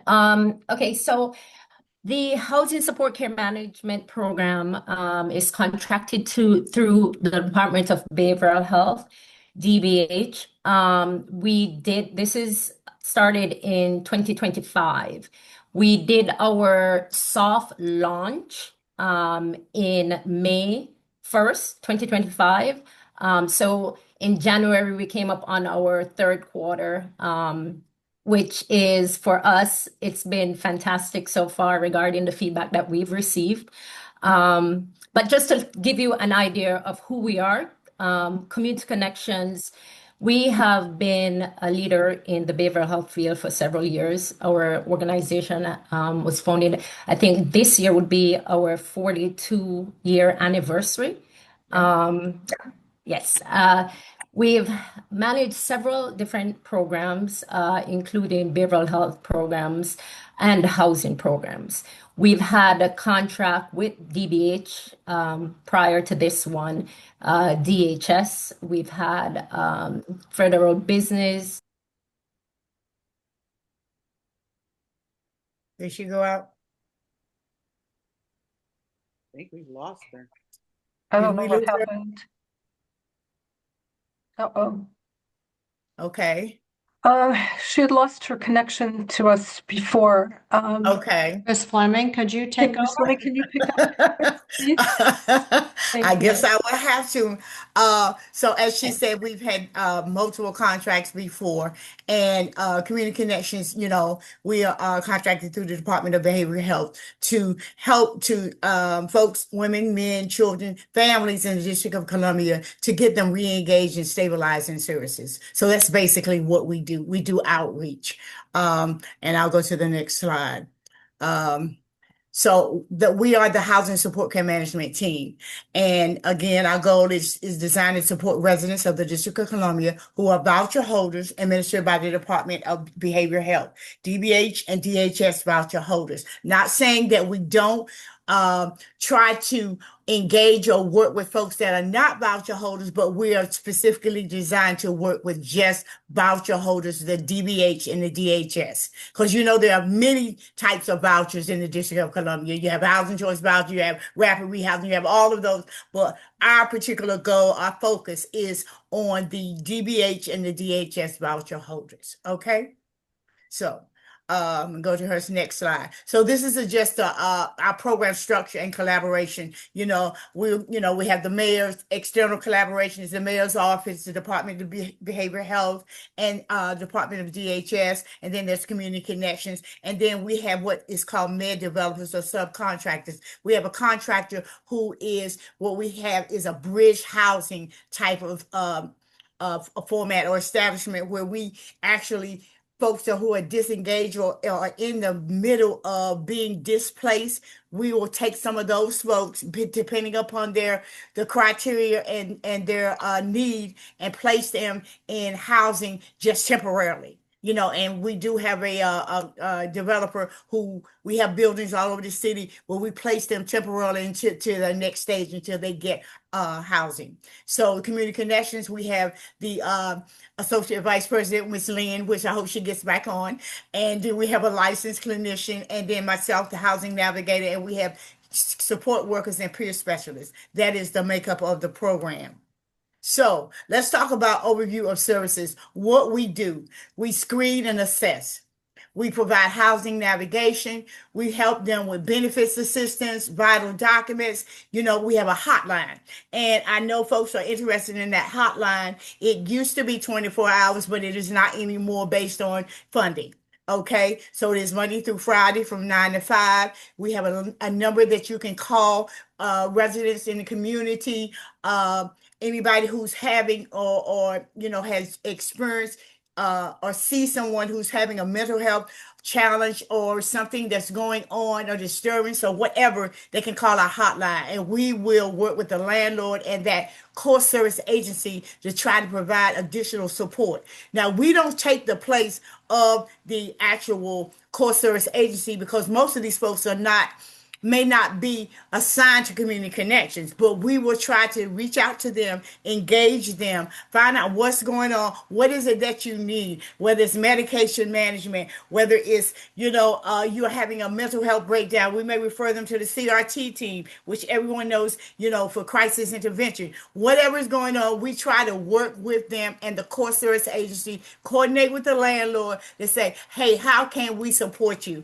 How can we help, to resolve this issue with this tenant? And we get a lot of calls. We get, a lot of landlords reporting, oh, I got this tenant who, needs help with their recertification, or I got this tenant who, is about to be evicted, or I have this tenant who, maybe needs additional support. They're elderly and it's domestic violence, things of that sort. And again, there's only so much we can do as outreach because we have to engage them. And if the tenant doesn't open the door for us, then it's hard for us to engage them. And then there are landlord, their rights.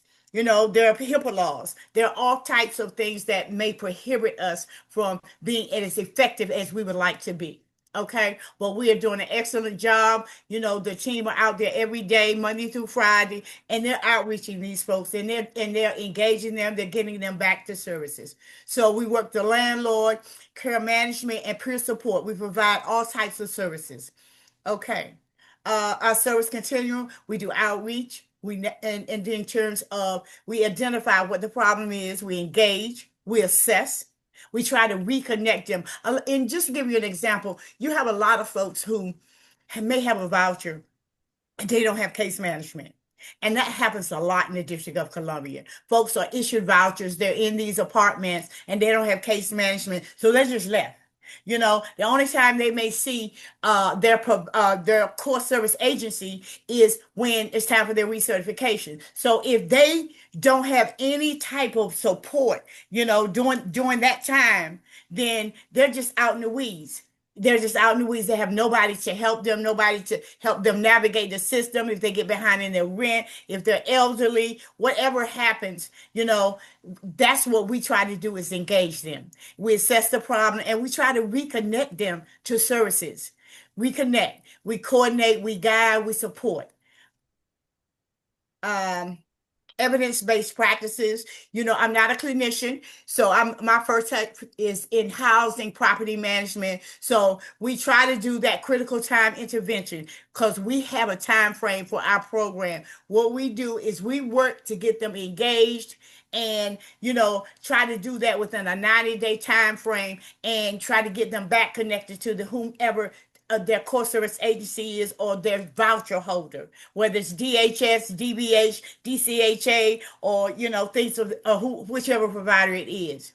So we do DLA 20s, we do trauma-informed care, motivation interviewing, illness management and recovery, and we also manage in Community Connections the Home First program, which I manage myself, the DBH Home First program, and that is another voucher program as well.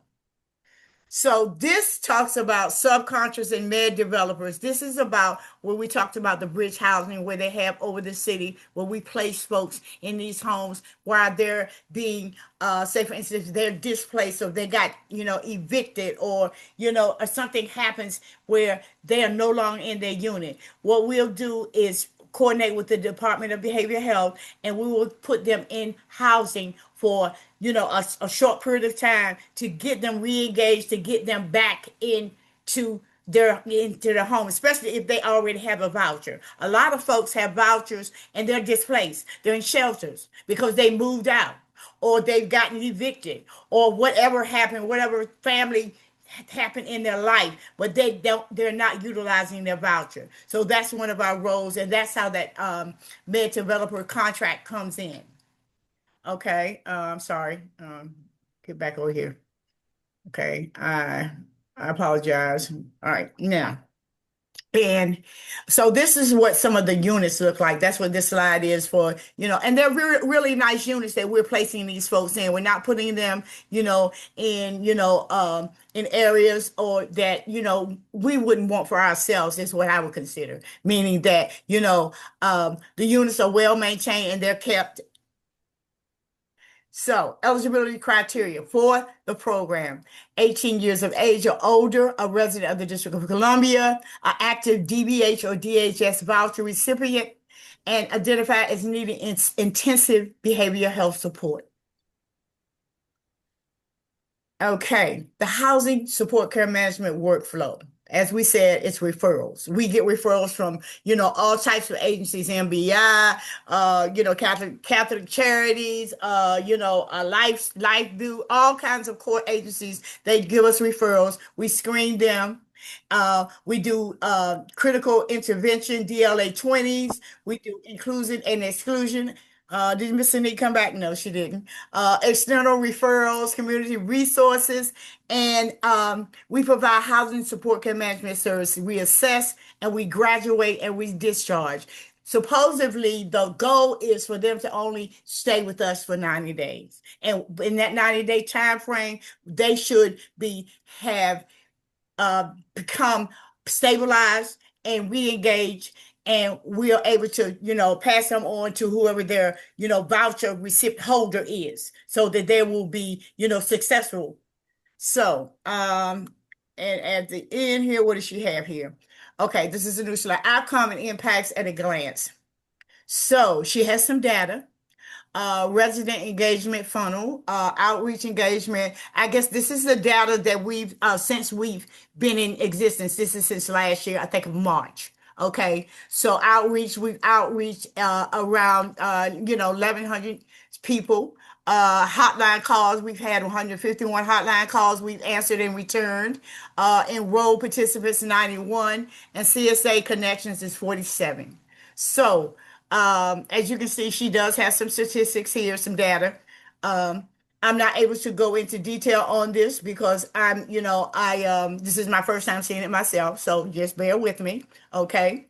Um, it looks like we have 169 linked to resources, average monthly reduction of 16 ER and inpatients. So, and we also, I know that we keep a track of folks that are going to the hospital, people who have, gotten placement, people who, how many people had doctor's appointments, how many people who are, we've helped with Medicaid, how many people we've, helped to fill out applications for ERAP, so we do a realm of work.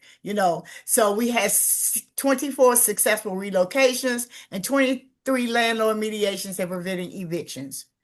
Okay. Lessons learned. We all have some lessons to be learned in any program, in any new venture.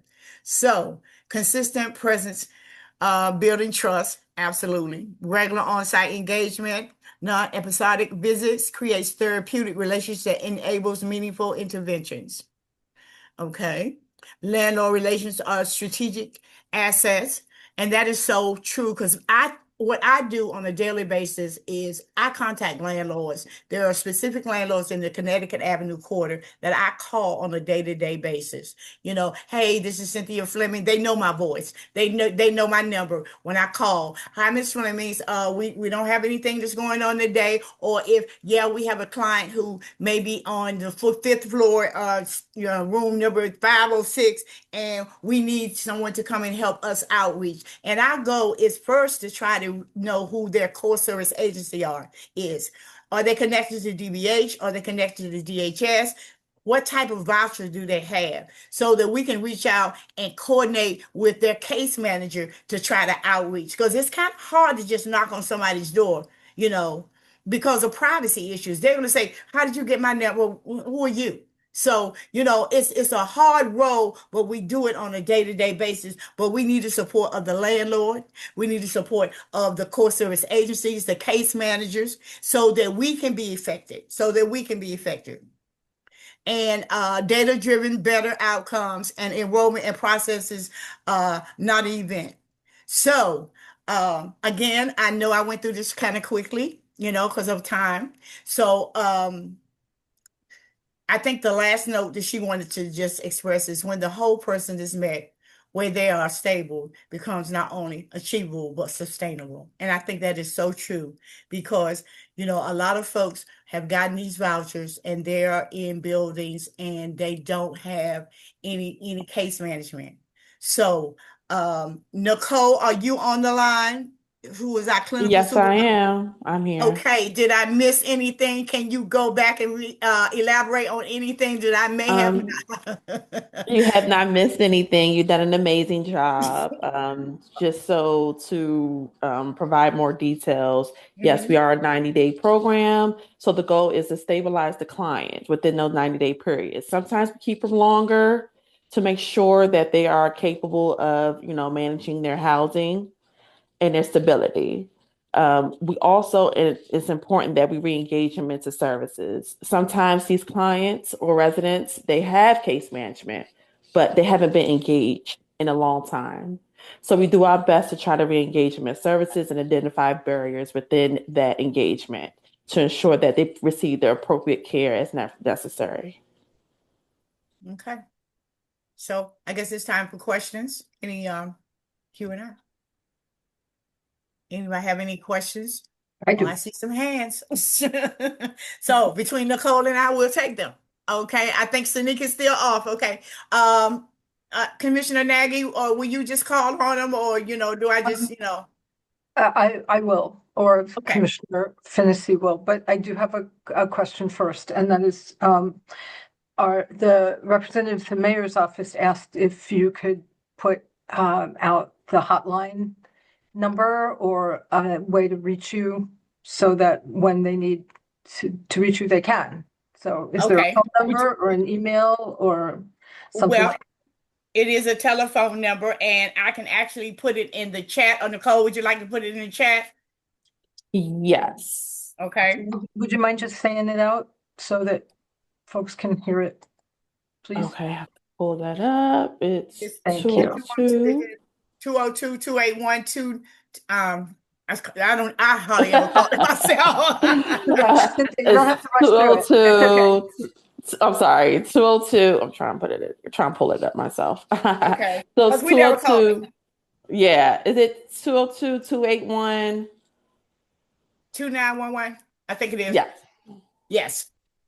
Okay, one more time. 202-281. 2911. 2911. Yes, ma'am. 281-2911. Yes, ma'am. Okay. Awesome. Thank you.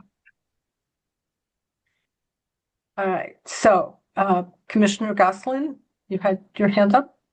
Yeah, a few questions. Yes, sir. So I understand. If I represent a bunch of apartments that have a reasonable population of voucher tenants, I can't say whether they are tenants whose voucher status you cover or not. Just hypothetically, I get a call from a tenants association official or from the building saying that we have a problem. There's a problem in apartment 505, whatever.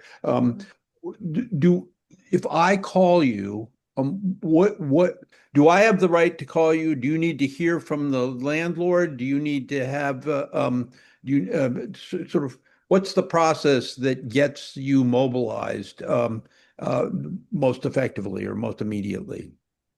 Okay. So I'll Yes, you answer want to that. take that? Okay, go ahead, Cynthia. I'll take that one. So when you call the hotline, right, it goes to three numbers. It goes to my number, it goes to Nicole, and if I'm not available, then it'll go to Nicole, and it will go, or either will go to Sanique. Okay.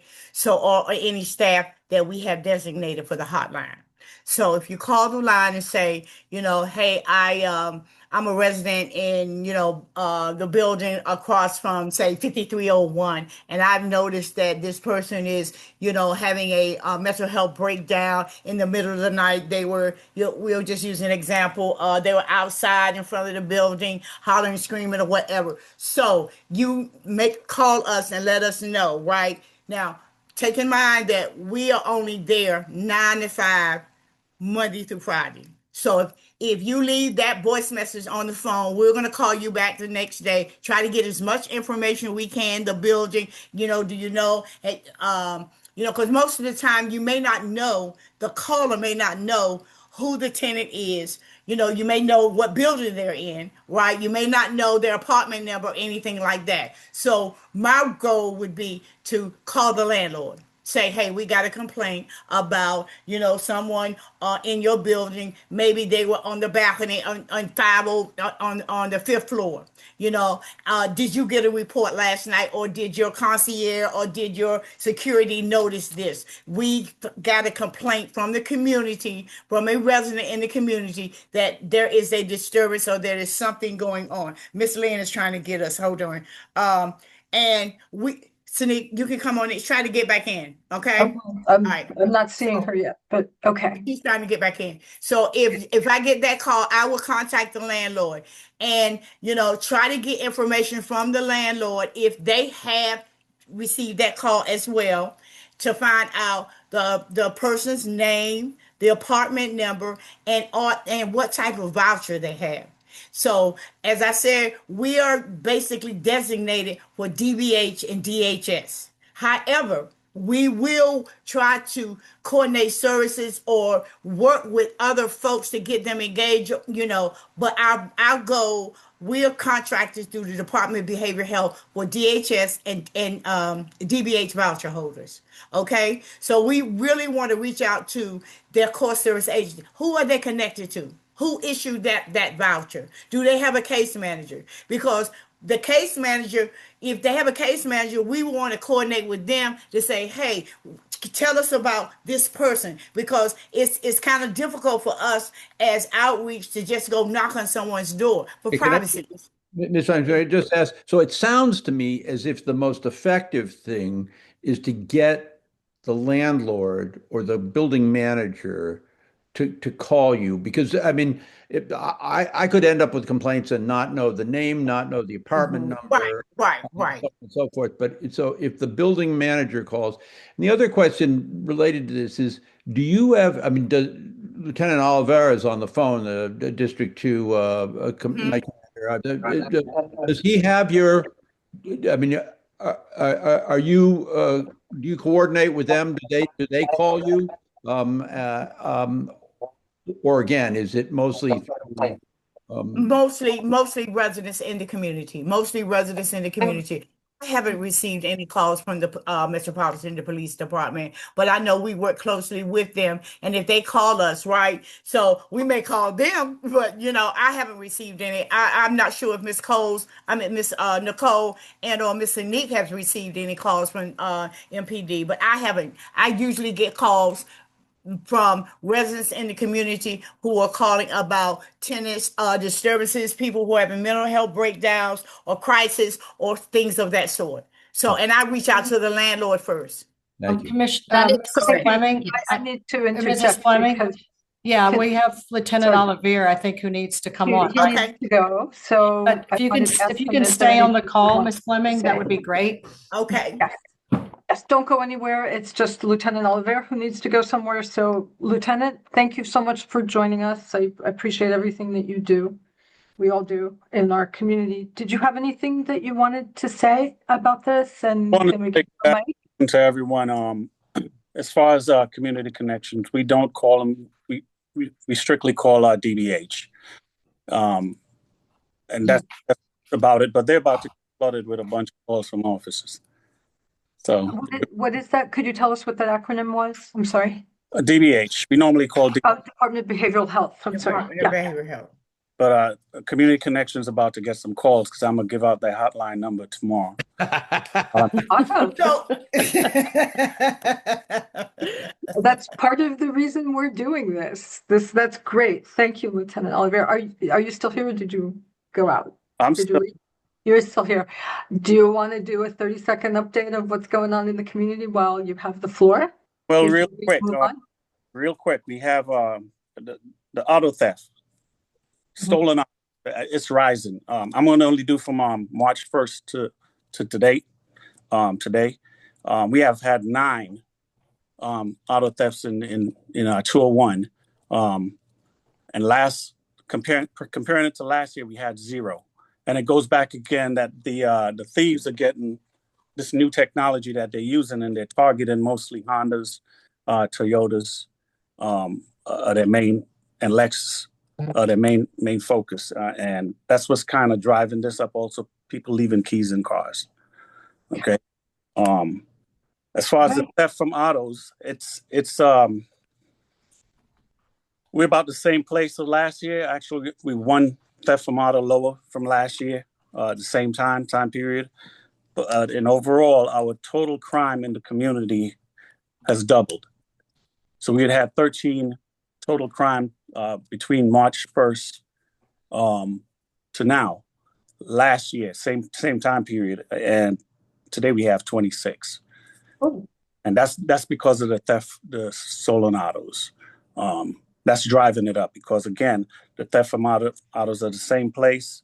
That and the theft from the what you call it, the retail stores in Connecticut, that has went up as well. That's went up by 6. And last year at the same time we had nothing. So that's what we're looking at. That's what we're looking at for today. Thank you. Of the commissioners, Commissioner Sherman, is your question to Lieutenant Oliver? It is, and Okay. it's it's a comment as well. Of those car thefts in our 201 area, 2 of those were on the 2900 block of Rittenhouse Street in my single member district. And I have communicated to my constituents in my newsletter about these and about measures they should be taking.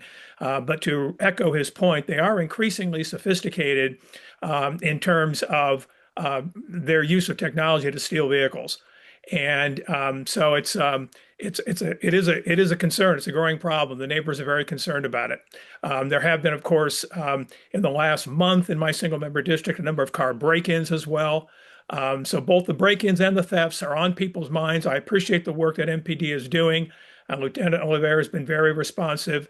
Captain Darren Haskus, who was on the call earlier, has also been very responsive in reaching out to neighbors. So I want to thank MPD for their work and just underscore again that this is a concern to people. Okay. Are there any further questions for Lieutenant Oliver? Because I know he needs to go. So, nope. Okay. Thank you so much for coming tonight. Yeah, Really no. appreciate it. We're going to hop back to the 5301.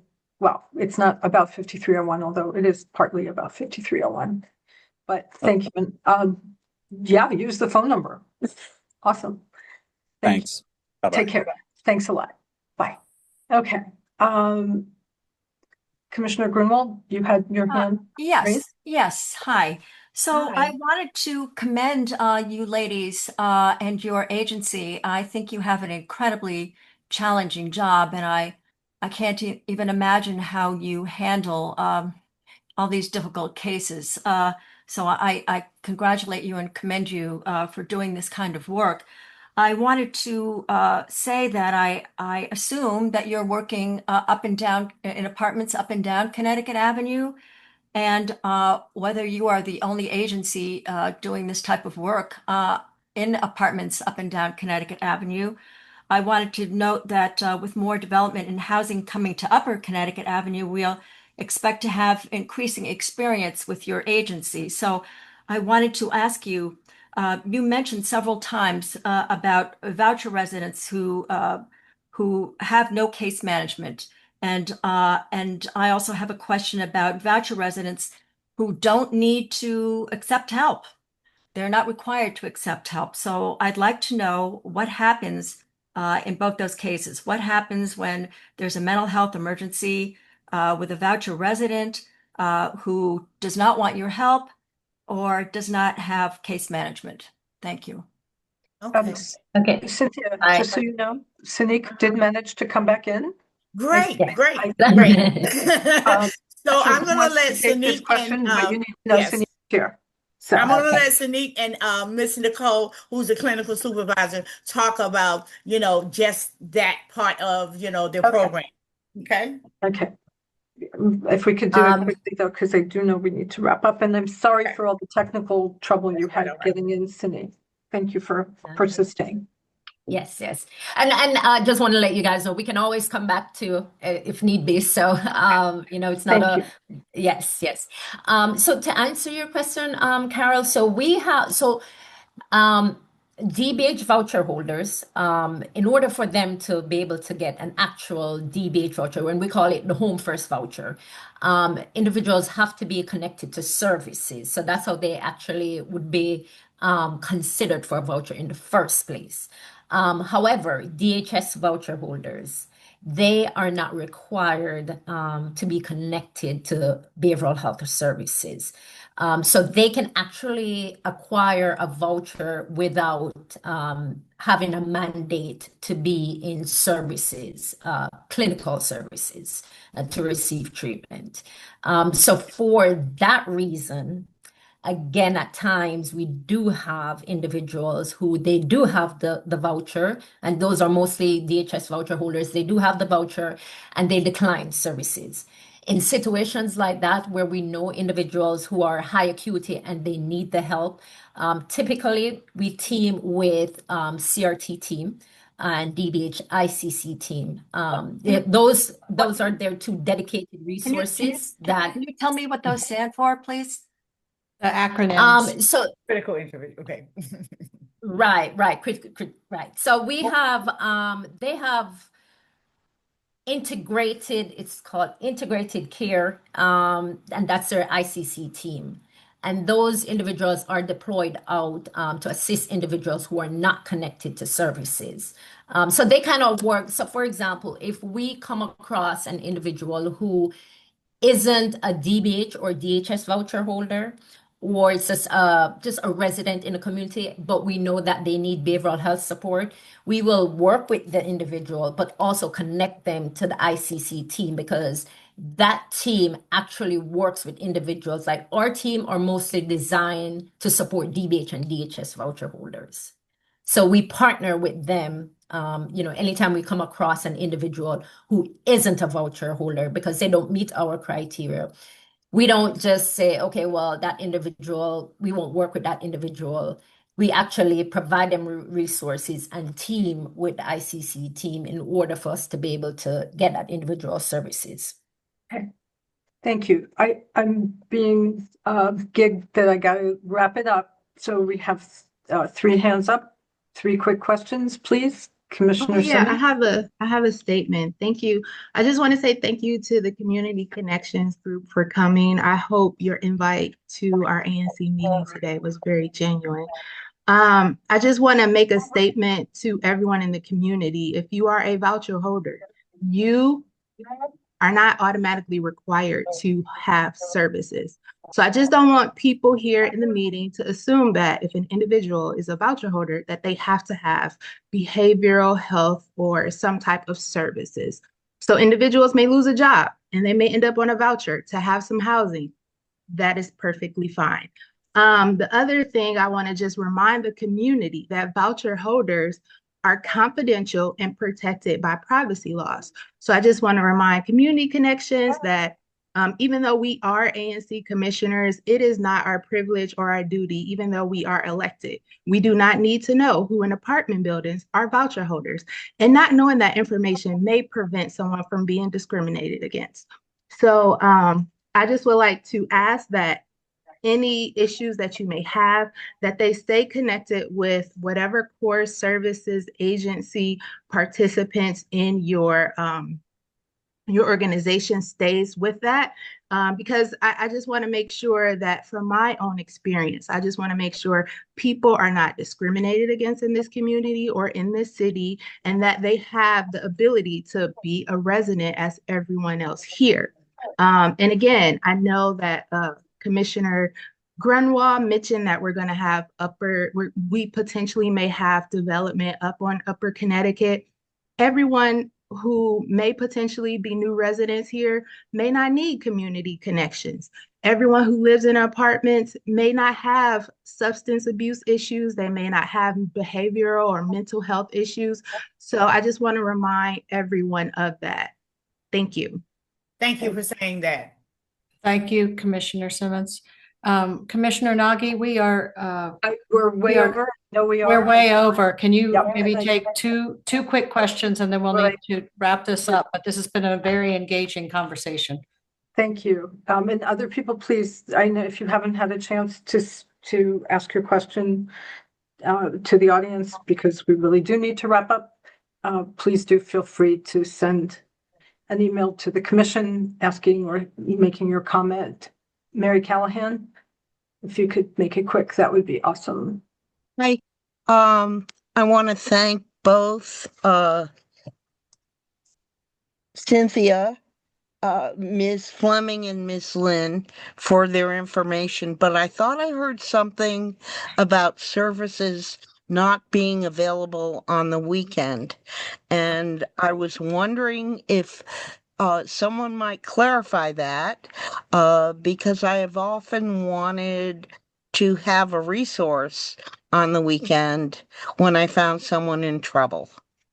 Okay. I can say, Sunique, and then you can take over, right? There is the crisis response team, which the acronym is CRT, which is a response team, and they will, they're 24 hours, 24/7. Okay. And if you find an individual that may appear to be experiencing a mental health episode, or they are more clinically informed to go out and outreach that person, the crisis response team. Now, if you are, talking in terms of safety and or something of that sort, or someone who you feel like may be in danger to self or others, then there's 911.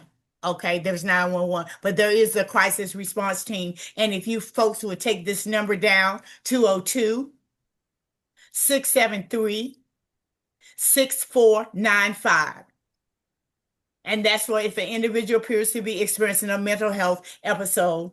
Okay, this allows for a more clinical informed response as the CRT provides 24-hour services to communities experiencing psychiatric and substance use emergencies. Okay. Thank you, Cynthia. Does that I kind would of answer rather that? not call the cops. Thank you so much. Yes, You are ma'am. welcome. And I do, right, Okay. and I also do want to add too, you have, you can call 988 There you go. for like suicide, if you know there is anyone experiencing suicidal ideation too. There's also the 988 lifeline if you know anyone that in your community that is experiencing that too as well in terms of a rapid response. Okay. That's great to know. Thank you. Thank you I'm so glad much. you pointed that out. Commissioner Nagy, I think we're going to need to wrap this up. Okay. I had promised Mr. Wasnich that he could go, but I'm sorry. Last one then. Last one. That's good. I'll be real quick. I don't have a question. My name's Andy Wasnick. I live in this ANC. I'm also the policy director for Miriam's Kitchen. And I worked in homeless outreach for a bunch of years. I just wanted to say that I've been involved, I think probably some of the other people on the call. I've been involved in the task force or working group that Councilmember Fruman has put together on this issue. And, if it wasn't said, I was also a little bit late joining into this, but just wanted to clarify that what we learned at our last meeting with some data that we saw is that more than 50% of the vouchers in Ward 3 are actually federal vouchers. And there is no services provided. There's no case management that is not part of the federal program through DCHA. And about 47 or 48% of the voucher holders in Ward 3 are DHS PSH clients or not, in theory, are connected to case management. So I just wanted to put that in everybody's mind that, when we're talking about the whole problem is not the right word, but when we're talking about the entirety of this issue, that like by design, there's no case management for it. And that's not to say that people don't have issues and they don't need assistance. And that's why I'm personally, I don't know a ton about it, but like I'm hopeful for the Community Connections program, not only in Ward 3, and I know you guys are also over in Ward 8, but also like across the city, because right now what we have in 2026 is that if you have a voucher, there is in theory nowhere you can't go in this city, assuming that you pass the same criteria that everybody else. That wasn't the case like 9 years ago when I started doing this. And so it is, an issue that we need to provide support to across the city and not just in Ward 3. That's all I wanted to add to this.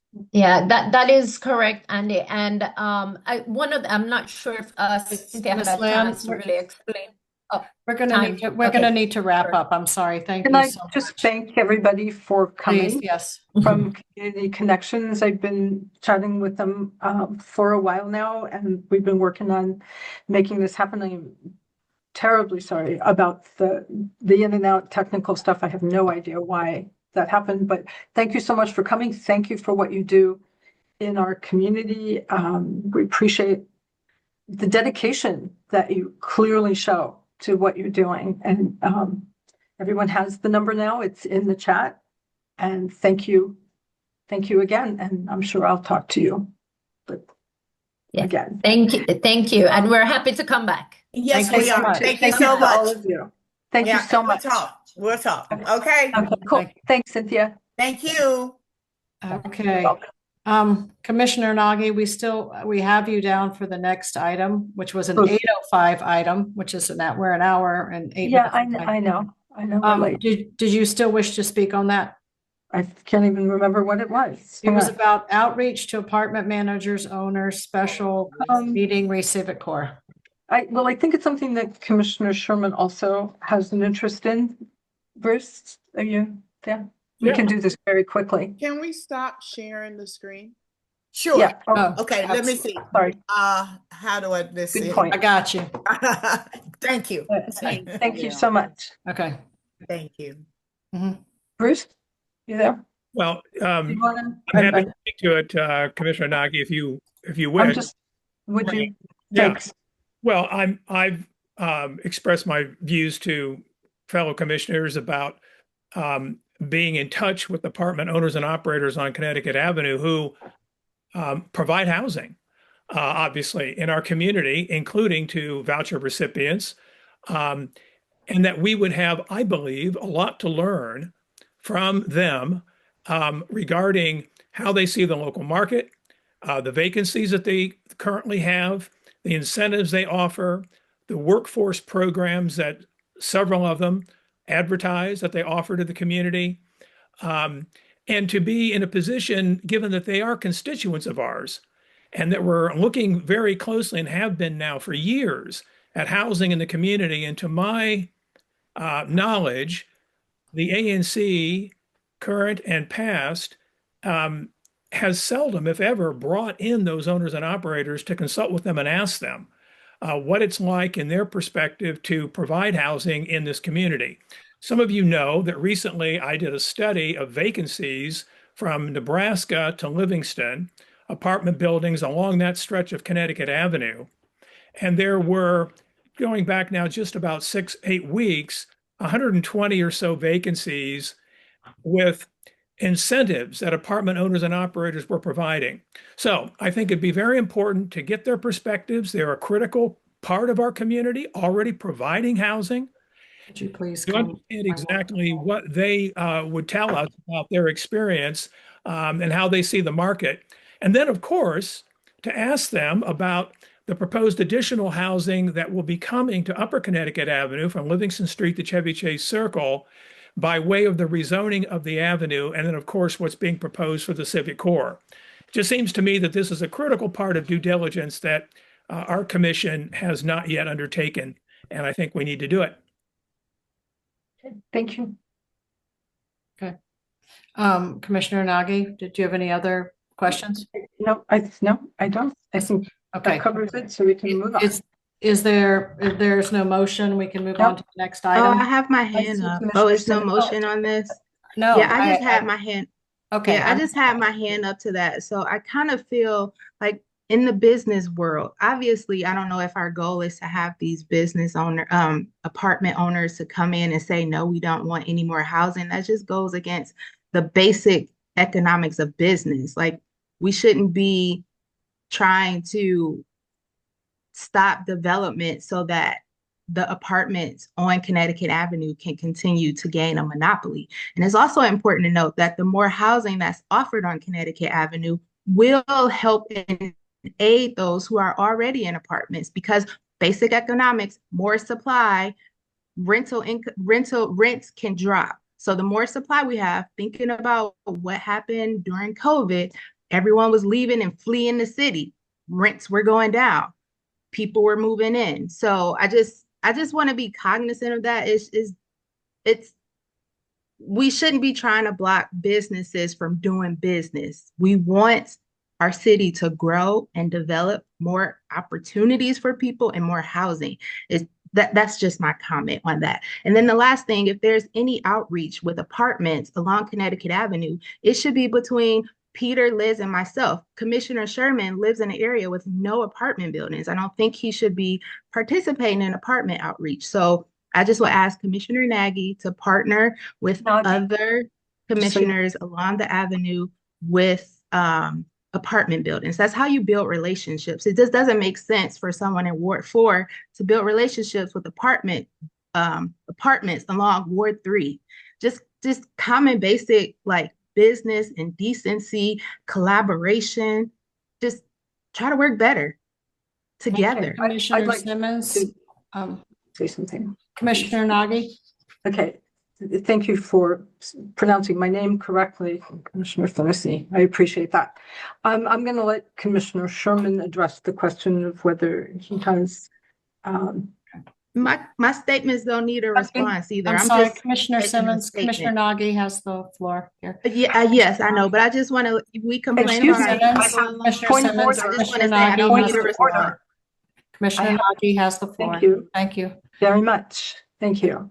Okay, I'm going to yield the floor, if that's okay with you, Commissioner Fennessy, to Commissioner Sherman, who has his hand up, presumably to respond. Okay, Commissioner Sherman.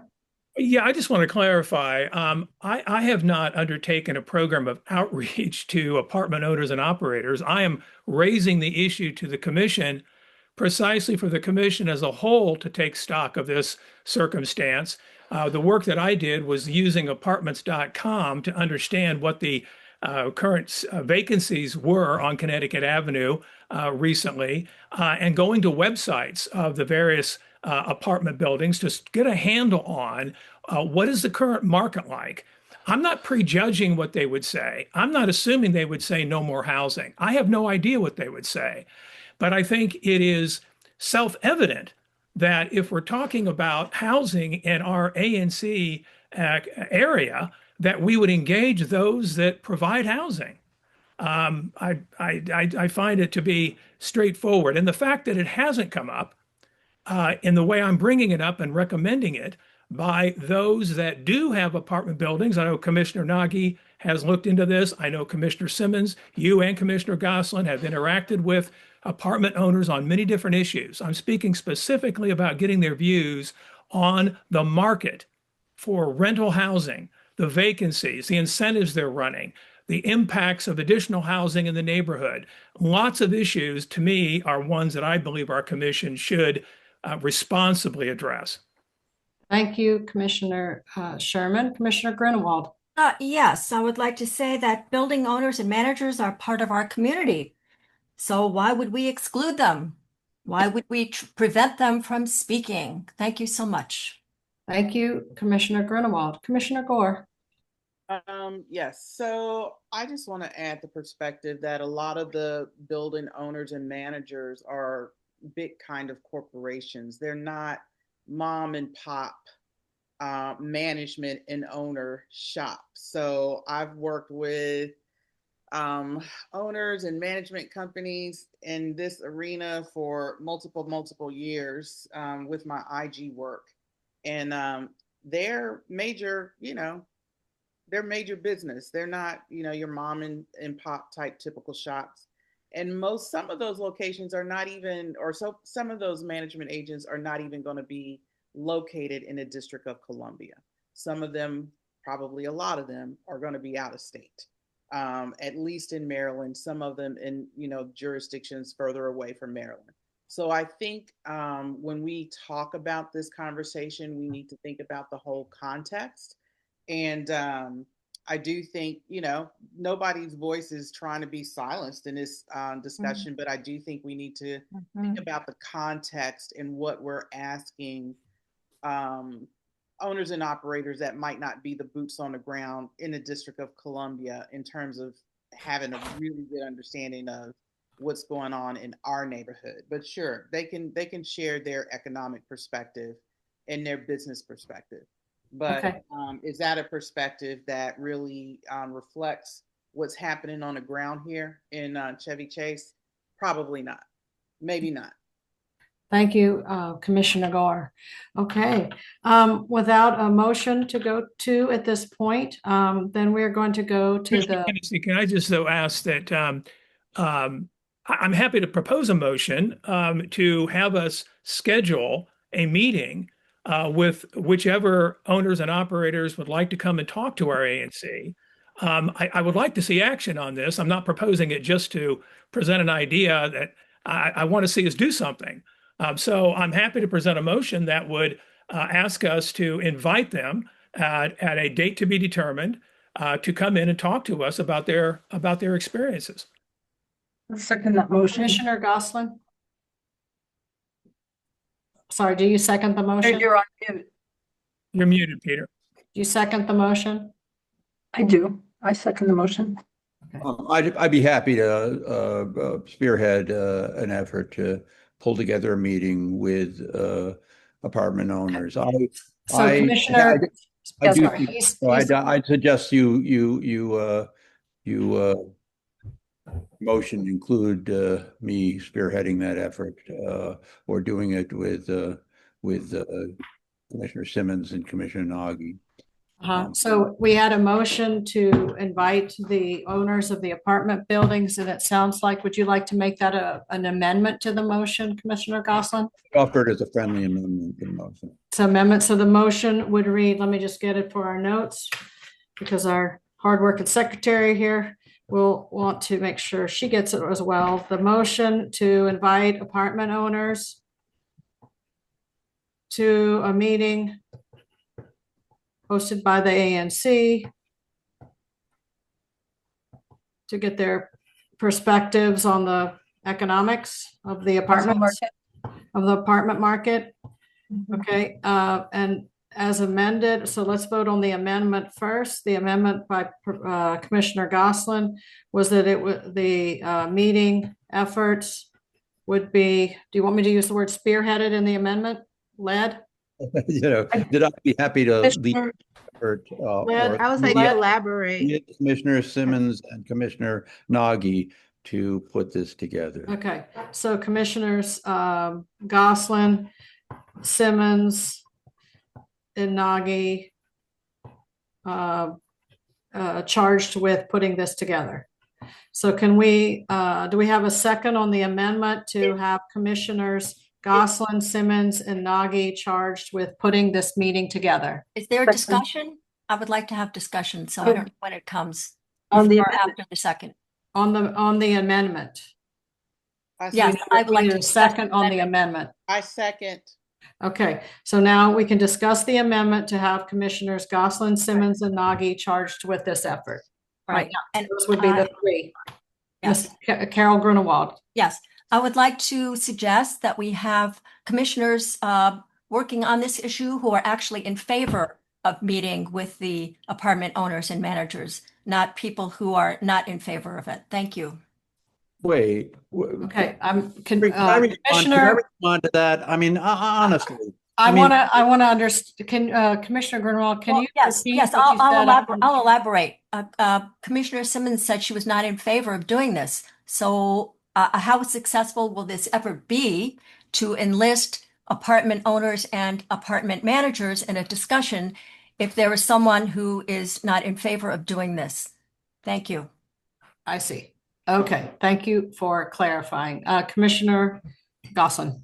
Yes, let me just say, I am talking to apartment managers all the time. I just last week leafleted the Kenmore. I did a presentation at Chevy Chase House. I have a meeting scheduled at the Garfield.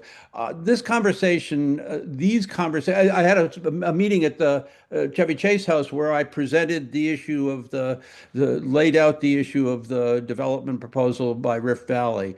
That's what also we'll be discussing at the Garfield. The notion that there is not communications going on with managers of the executive directors in the case of the Chevy Chase House and others, the notion that there's not a conversation going on or that I have some, reluctance to bring these people together is bunk. It's just bunk. I mean, this half my constituents are in apartment buildings. I don't. Commissioner Goslin, I don't believe I heard that there was thought that you were not engaging with apartment owners. Right. Commissioner, that I'm reluctant to organize this meeting. No, I don't. I think perhaps you misheard. I don't think that was what I heard. Commissioner Gore. Yeah, I all I'm going to say is that I think that last comment is reflective of what's wrong with this ANC. For years, and I'm on my third term, commissioners have been all over the spectrum with regard to what they support and what they don't support, and still working through those issues as commissioners on behalf of their constituents. Commissioner Goslin lives in a district that is surrounded by apartments on Connecticut Avenue. Commissioner Simmons lives and represents a district that is surrounded by apartments on Connecticut Avenue. And so does Commissioner Nagy. I think there are three different commissioners with three different perspectives, which makes it all the better, not the worse, to do the great work of this commission. Thank you, Commissioner Gore. Commissioner Grunewald. Yes. Hi. No one criticized Peter. Peter said that he wanted to engage apartment owners and managers, and so did Bruce. I've had experience working with people who, for example, on the survey for the Civic Corps, if someone doesn't want to do a survey and they're in charge of the survey, it's not going to work, right? So Commissioner Grunwald, I was just trying to keep our suggest. remarks germane, please. Yeah. So I'm saying that if someone is not gung-ho, if someone doesn't want to actually do this project, then how successful will it be? I think Mr. Goslin and Mr. Sherman have both said they want to do this, so I think that it will be successful. But with the third person saying that they don't want to do it, I'm not quite sure the effort will be successful. That's all I'm trying to say. Thank you so much. Thank you. All right. And I want to give Mary Rouse a quick moment. Back to Commissioner Gore, and then I hope we can take a vote on this amendment. Thank you.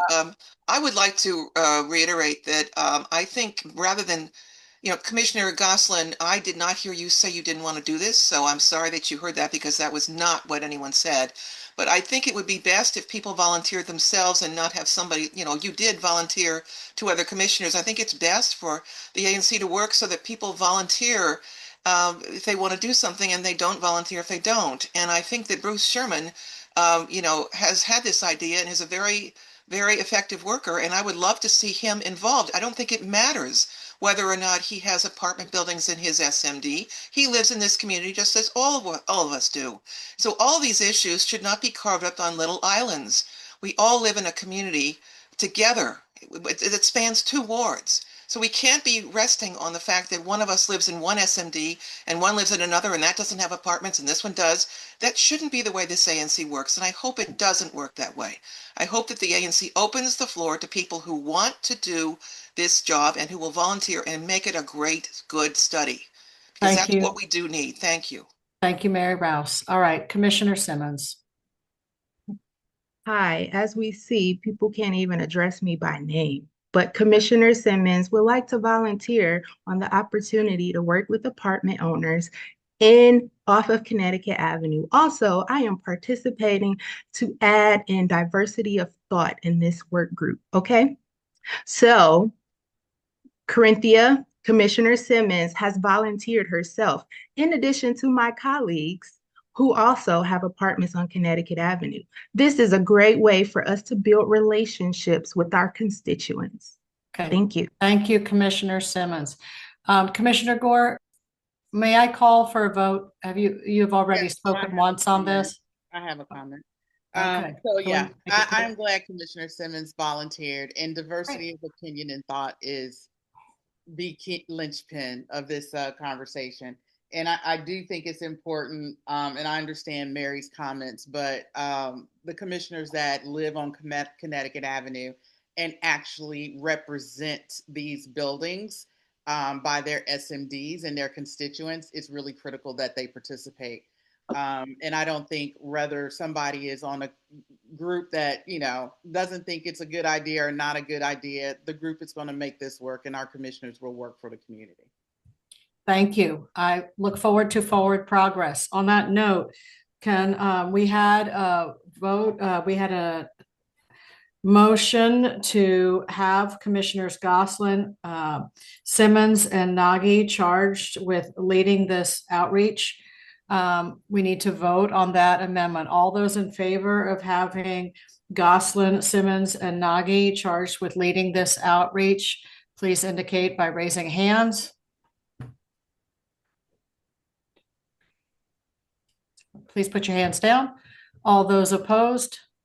Nay, raise hand. Okay, that amendment passed 7-0. So now the motion reads as follows.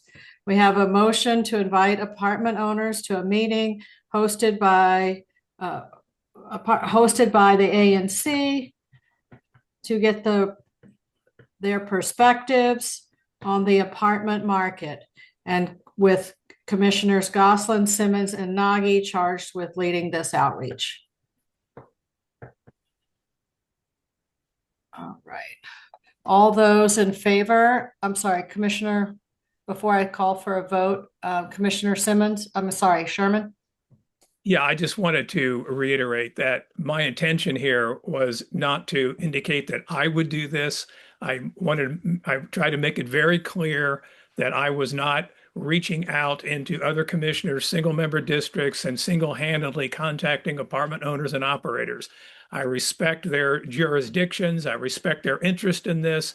I simply want to have this done because I think it's important to do in the context of the conversation we're having on an ongoing basis about housing in our neighborhood, which I've already said. So I just want to make it very clear, and I welcome their support. I welcome their role in this.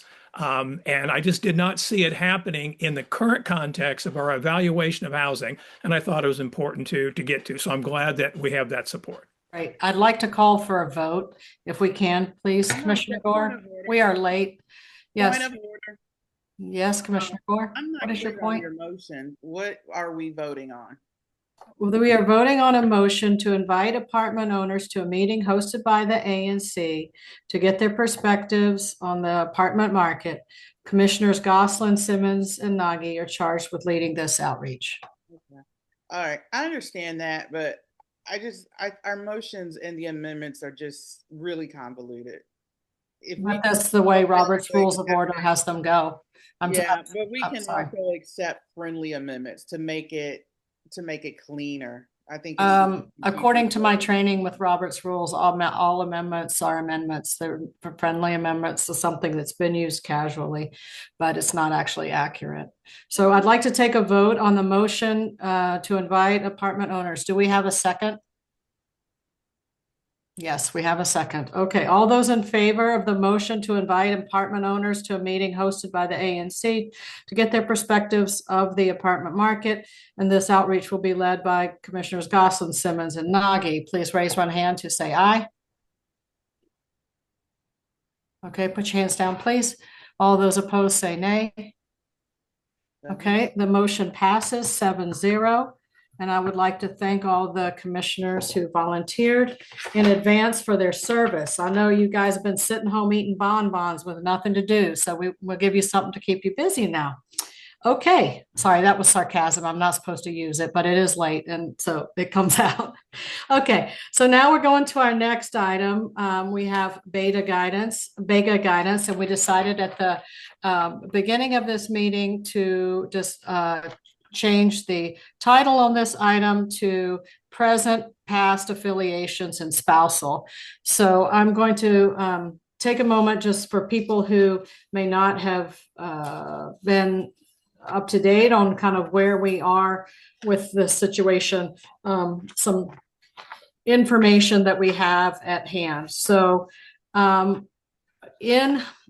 this year, we had a question put to Bega about in what cases outside affiliations would be allowed and how ANCs could participate in outside organizations. And towards the end of March, I believe it was on the 25th of March, we got an opinion from Bega that gave us some clarification on these issues. And just a few excerpts that are relevant. Commissioners who are current active volunteers with an advocacy organization on an issue, the commission will vote on, or who have spouses who are current active volunteers with the active organization should recuse from the matter with the ANC. That is for a current situation. Commissioners also are required to recuse themselves from an ANC matter if it would directly and predictably impact their financial interest or the financial interest of the affiliate. That recusal would need to be should be read into the record, and upon recusal, the commissioners should cease participation in the matter, including weighing in, attending meetings, and voting. If the matter comes back before the commission, a good practice would be to verbally reiterate the recusal and leave the room until activity regarding the matter is over. By Zoom, that would be theoretically going into a breakout room or exiting the meeting, and then perhaps after being contacted by text, coming back in. Whether the matter will result in an ANC vote, and no matter what kind of action a commissioner will take in the matter, commissioners are always prohibited from working on matters that impact their personal financial interest. Then they talk about it may be necessary to recuse to avoid appearance issues. and they talk about the possibility of an ethics violation. And then how we may sometimes take actions as commissioners that have effect on their preferences and interests because we are elected to serve our local neighborhoods. Recusal is implicated when, but only when, the matter impacts their financial interest or they appear to be acting unethically. So all of that is present. Regarding the outside entities, they can create outside entities and participate in the personal capacity. However, commissioners should recuse themselves from taking action as commissioner if a matter concerning the entity comes before the ANC, even if they do not believe the matter directly and predictably impacts their financial interest. And even when taking action in a matter that does not per se impact a commissioner's financial interest, the commissioner implicates the prohibition against the appearance of unethical activity and that their work be done in an impartial manner. By taking actions as commissioners in matters concerning their own organizations, they are strongly discouraged from doing so. And to cure that, they're advised to recuse. Regarding the past, the Bega ruling, not ruling, but the advisory letter says that past participation with an outside organization does not necessarily present conflicts of interest. However, there is a higher than normal possibility, not as high as a current affiliation, that a commissioner will provide preferential treatment to or act in a manner that lacks impartiality towards organizations that they used to be affiliated with, or that they will appear to do so with a reasonable person with knowledge of the facts. So that is the guidance that we got on March 25th. And that goes in addition to section 11 of our bylaws, which speaks to potential conflicts situations where we should not participate. So with that advice, people have questions about where we go forward on discussions of the civic core in particular, but not in exclusivity. So I see some hands up, but I want to hear from if the commissioners have questions first. And I'm going to ask that we have each person speak once first before going back to a second time to any commissioner. So is there any commissioner who wishes to speak on this topic at this time? I'll go down the roll. No, Commissioner Gore, would you like to speak on this topic at this time? You don't need to go down the road for me. I don't have my hand up. I Okay. understand your question well. And Okay. my name was placed on this agenda by you. I didn't ask for my name to be placed on here. So I'm waiting to hear why my name was placed on here. And Commissioner Simmons, despite other people in the commission having potential conflicts. So I'm waiting to hear from you all. Do you have a point of I'm information? waiting to hear from you all. I would Yes. like some clarity on the goal of this agenda item. What is it that the commission is seeking? What are you asking? Okay, so I will put the question, Commissioner Sherman. I believe you had asked that this one be put on the agenda. So is there a particular motion that you had that you wanted to raise, or did you want me to just have make sure that everybody got this Vega guidance? Where do you want me to go from here? Well, it was important to relate to the community that we are mindful that there is Vega guidance. It's been a discussed item in the community. It is in reference to that guidance for each commissioner to determine his or her position with respect to the guidance. I had understood in the Outlook email exchanges that Commissioner Gore said that she would recuse. I had understood that Commissioner Simmons, also in Outlook email, indicated that she would resign from Chevy Chase forward. Now, the Vega guidance has the provision that if there is recusal, it should be read into the record. So that prompted the note that this is something that the commission should take up. That's how it got on the agenda. Okay, so if there are recusals or any that we need to read in when we go into the civic Before we get to that, I have some discussion that I Okay, would like. may I need to finish my comment, please. Okay. So when we get to the civic core, which is the next item on the agenda, if we do have any recusals or any disclosures that need to be made at that time, my question is there anyone who feels that they are not, they do not have clarity on what they need to do? Because the decisions are all on for us, right? Each of us needs to act as we see based on the ANC bylaws, the DC code, and the Bega guidance. Is there anyone who feels that they are unsure of what they need to do? And I'm unsure, and I would like to have discussion. Okay, thank you. What is and the I would like post? And I would like no interruptions. I would like everyone to provide me with respect during this discussion.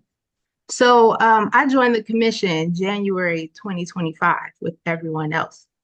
We have commissioners, Commissioner Grunwald, Commissioner Nagy, who founded Chevy Chase Boys. Excuse me, who founded Chevy Chase? Excuse me, Commissioner Simmons, you said that you needed clarity. Yes, yes, So yes. what is your question? I need to go through on why I need clarity. So if you will allow me to go through my thoughts and why I need clarity, I would really appreciate that. So as I stated, Commissioner Grunwald and Commissioner Nagy had founded Chevy Chase Boys. As of March 3rd, Commissioner Nagy's name was still listed on Chevy Chase Forward's documentation as an officer. When I joined the commission in January of 2025, Commissioner Nagy, the first day of our duty as commissioner, had a resolution related to zoning. No commissioners had an opportunity to review this resolution as it relates to zoning. I work a job. Majority of everyone here is retired. So I had no chance to review that. If we go further, Chevy Chase Boys is suing the District of Columbia. We don't know if any of the Chevy Chase Boys previous members, as they have indicated, spouses are a part of that organization, are a part of that lawsuit, has provided funds for the lawyer to pursue that lawsuit. Going a little further, they have been able to say that they are no longer a part of this organization.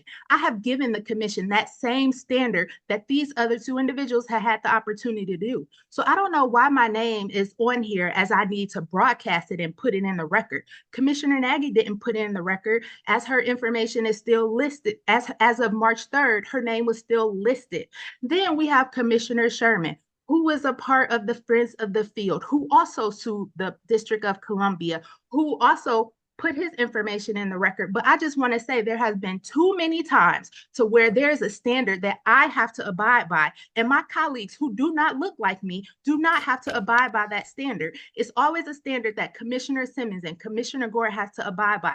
I'm so sick and tired of the I would like to say discrimination. I'm so tired of the double standard. So I provided the commission that I resigned from Chevy Chase Forward. Okay. You got that email. Commissioner Simmons. No, let me finish talking. I'm sorry, but inflammatory language is not allowed. Commissioner Sherman toot his horn about everything else of what he wanted to do. Let me finish talking. Inflammatory language is not allowed. It is not inflammatory language. It is not. It is not inflammatory. I have emails. I have people that continuously won't let me do things in my single member district. I have people who do not treat me as though I was elected and am a commissioner or their equal. So Commissioner Simmons, I need clarity on why I need to put in the record if I gave you the same standard as Commissioner Nagy and as Commissioner Grunwald. Everyone has an email that said I resign. We also have another news and notes that comes out and says that Corinthia resigned and why she thinks she's been treated that way. Why do you want me to go the further mile? What is that about? Because we had a resident say that everyone is a part of the community. I'm a part of this community, but many people do not treat me as though I am. I live here. I've lived in the District of Columbia. I serve my constituents and I do hard work. But why is it that I have to go the further mile? Why do I always have to do more than you guys can do? Why is it that I can never talk and say what I want to say, but everyone else can talk the whole meeting about things that is not related? But when Commissioner Simmons talks, she has to stop. Just think about how that makes me feel in this community. Think about that. Put yourself in my shoes. Think about it. You all don't want to do that. You just want to try to control me and tell me what I can and can't do. So as it relates to this matter, I am not doing anything else further as it relates to Chevy Chase Forward. I want you guys to explain why people can be a part of organizations that sue the city, can still speak on the civic core. Tell them, put their name on the agenda. Just stop, just continuously stop nitpicking me and doing that, because I'm getting fed up. Y'all not going to drive me out. I ain't going nowhere. Nowhere. Commissioner Simmons, thank you. That is it. Okay. Thank you. So your question is my statement was that I am not continuing in this discussion any further. So you okay, can, I'm sorry. You no started saying you requirement had for a me to do question about anything what you else. needed to do and that you needed to make a statement in order to show. And I what just the told you I'm question not was. doing anything else about it. So you can bypass me as it relates to this. So you no Because longer Vega have a. gave me a recommendation. You know, I think commissioners last meeting said we don't have to even follow what they provide. Just go through the record. Go through the record. So don't don't address need me anymore about this. clarification on a question. Nope, because I ain't doing nothing else about it. I've done what I need to do. And if you want me to do something, I ask you to ask every commissioner do that. Don't just ask me for something. You ask everyone who has been involved in other organizations that have come before the commission. Commissioner Gosselin, Friends of Chevy Chase Circle. Commissioner Fennessy, Friends of the Field, who's also working over the erosion project. You've been a part of that. Did you resign? Do I know that? Commissioner Sherman, he's been a part, Friends of the Field from Commissioner Murray. Simmons. Okay, thank you for your time. Yeah, so just I just want to let y'all know, chill as it relates to me, because I ain't dealing with this no more. Okay, so as I read from the Vega opinion, right, we've got instructions or guidance, I should say, on what we need to do when we are a present member, when we are a past member. Okay, and we know what we have from the DC code, we know what we have from our bylaws, and we know what we have from the Vega letter. Following that, our choices are up to us. The consequences will follow. Maybe they will be all good, maybe not good, but consequences follow from our actions. But if we do what is accordance with the DC code and the ANC bylaws and the Vega guidance, we should be good. So if everyone is clear with what they need to do, it's everyone's individual choice, right? We just need to follow those three pillars. Okay, so if there's no, if you feel like you don't need to say anything, do anything, then that's you. That's good. Okay, Commissioner Nagy. No, my hand was next. Oh, Commissioner Gore. Yes. So no, it's not just the 3 pillars that you mentioned that we have to follow. The Vega guidance was regarding current affiliations, new organizations, past affiliations, right? Spousal affiliations, and conflicts of interest, financial. The other pillar that we have to follow in this commission, and you as chair, is ethics and leadership and fairness. And what you seem to continue to gloss over, and Commissioner Sherman, is that throughout your communication about this issue, you continue to address, and in Commissioner Sherman's post on the listserv, who do you all point to? Commissioner Gore and Commissioner Simmons. In the agenda setting, you didn't even have the courtesy to give me a call to talk about the agenda item, but you put my information and you put Commissioner Simmons' information in the agenda and posted it all over this community to include the language Vega guidance on conflict of interest. Now, what does the DC law state? I just spoke to somebody as high as you can get in this city, can't get too much higher, that reiterated that the law in this city is regarding financial conflicts, right? That's the law. And so when the community, what does the community think when they see Vega guidance on conflicts of interest, reading into the record, recusal from Civic Corps discussion, Gore, letter of resignation from Chevy Chase Ford, Simmons. Is anybody else's name mentioned? Now, my problem is this. You all are very biased and you're very unfair. Commissioner Gore, please refrain from inflammatory language. And that is not inflammatory. If that is inflammatory language, honey, you need to get some thick skin. Call it what it is. If you think it's inflammatory, then file a complaint. The commission is behaving biased and unethical and continuing to point out myself and Commissioner Simmons.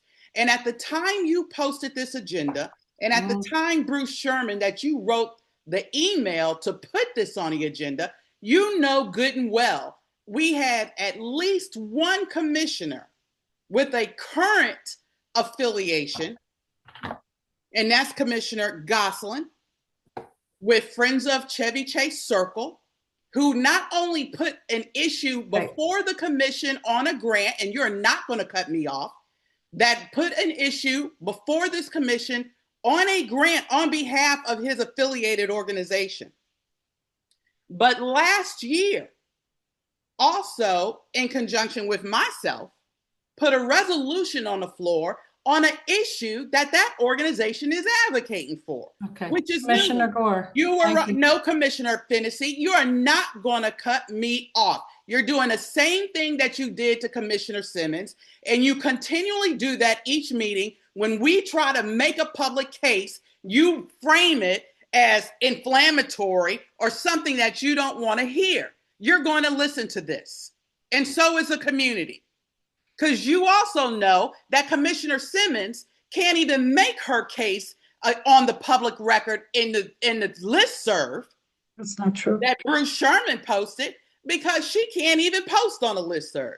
She's a member, but she can't post to defend herself. Commissioner Gore, I do think you're over the 2 minutes. No, I might be, but you know what, Commissioner Fennessy, you should extend time. Based on what you all have done to me and Commissioner Simmons, you should give us the grace. Commissioner Gore, we have other commissioners. And you just went over almost an hour on other subjects that mean nothing. Yet you disgrace us in the public record and try to cut us off. You're not going to cut me off on this subject. I'm going to say what I got to say. You're going to listen, and so is the commission. If you got a problem with it, file a complaint. I got a problem with you all continuing to smear my name and leaving other people that have the same issue on the record out of the public record. Why wasn't Gosselin's name put on the agenda? And as a matter of fact, in fairness to Commissioner Gosselin, he has mentioned over and over and over and over that he is affiliated with Friends of Chevy Chase Circle. And no one on this commission has said a dang word. Okay. So it's not the point. It's not the point that this commission is so concerned with the ethics and internal decency and all the things you all say that you're concerned with. Commissioner Gore, you're impugning motives here. The point is you're concerned with our advocacy on an issue that you don't want us to advocate for. And you continue to say things like that. And even after I corrected you, Chair Fennessy, in the last Commissioner Gore, you are way over time. We need to recognize other commissioners. And even as I Commissioner Gore, you are way over time. Even as I corrected you in the last meeting, that you continue Commissioner Gore, you are way over time. Summons out. We need to recognize other members. You continue, Commissioner Gore, you are way over time. We need to recognize other members. So what you need to be concerned about, Commissioner Fennessy, we need to recognize other members. You can say that until you turn blue in the face. You are I am going to continue to say what I want. And as chairperson, if you want to act like you're fair, if you want to act like you're decent, we need to recognize other members. Want the commission to look like it's biased and unfair and treating members with harassment and miscommunication, then you need to set the record straight. You should apologize for your shameful conduct and for putting us on the agenda like you've done. You are way over time. We need to recognize other members. Yes, Thank I you. know you do, Commissioner but you don't Gosselin. have a problem not recognizing other members when it comes to Commissioner fairness Gosselin. on this agenda. Commissioner Gosselin, no, thank you. Commissioner Nagy. You should be ashamed. Commissioner And you owe us Nagy. an apology. And you owe us an Commissioner explanation. Why Nagy was has the Commissioner floor. Gosselin's name not on the agenda? Commissioner Why was Nagy. Commissioner Gosselin's name not on the agenda? Commissioner. Why was Commissioner Commissioner Gosselin's Nagy's name not on the agenda? Commissioner Nagy has Why was the floor. Commissioner Gosselin's name not on the agenda? I'm asking Commissioner a fair Nagy question. has been He recognized. has the now. same affiliation of Commissioner an Gore, outside you are organization. way over time. He actually We need to brought a recognize grant on another behalf of that commissioner. organization, and Commissioner Gore, he's you are issued way a over resolution time. on behalf We of need to his recognize organization. another commissioner. Why was his name Commissioner not put Gore, on the you are way agenda? over time. We need to Commissioner recognize another Fennessy, why was his commissioner. name not on the agenda? Commissioner Gore, Commissioner you will Fennessy, kindly refrain from talking. Commissioner It's time to Fennessy, move no, I to will another not until you commissioner. answer my question. Commissioner Because Gore, you you are behave way over biasly time. towards two We're black going to female go to another commissioners, commissioner. yet the other commissioner that Commissioner has the Gore, worst, actually, we're going to go conflict of interest to situation was Commissioner not put Nagy on the now. agenda No, and displayed Commissioner before the Gore, public like we are we way have a over financial time. We conflict need of to go interest. to another So why commissioner. didn't you put their name on the agenda? Why Commissioner didn't you put his Gore, name on the agenda? Commissioner Gore, we Why need did to you go not put to his name another on the agenda, commissioner. Commissioner Fennessy? You're the Commissioner chairperson. Gore, You're responsible for the agenda. Commissioner Gore, Why did you have we need another to go sitting to another commissioner that has commissioner. a worse conflict than we do? Why was his name not added on the Commissioner agenda Gore, and ours was? I want Commissioner to Gore, answer. I want we to need to answer. go to another I commissioner. want to answer, Commissioner Fennessy. You're the Commissioner chair. Gore, You're we need to responsible move for the towards another agenda, and I commissioner. want to answer. Okay, I'm Do going to you not take have this an to the answer? group. Okay, I'm going Do to you not have an I'm going to answer? make a motion to the group that this commissioner be named and that this commissioner be asked to stop talking so that we can continue our You meeting. can do that all you want. Do I have a motion? I want my answer. I want to know why you did not add No. Commissioner Gosselin despite the very Do I have a apparent second? conflict of interest that has been missed. Peter, you have a second? I will second it.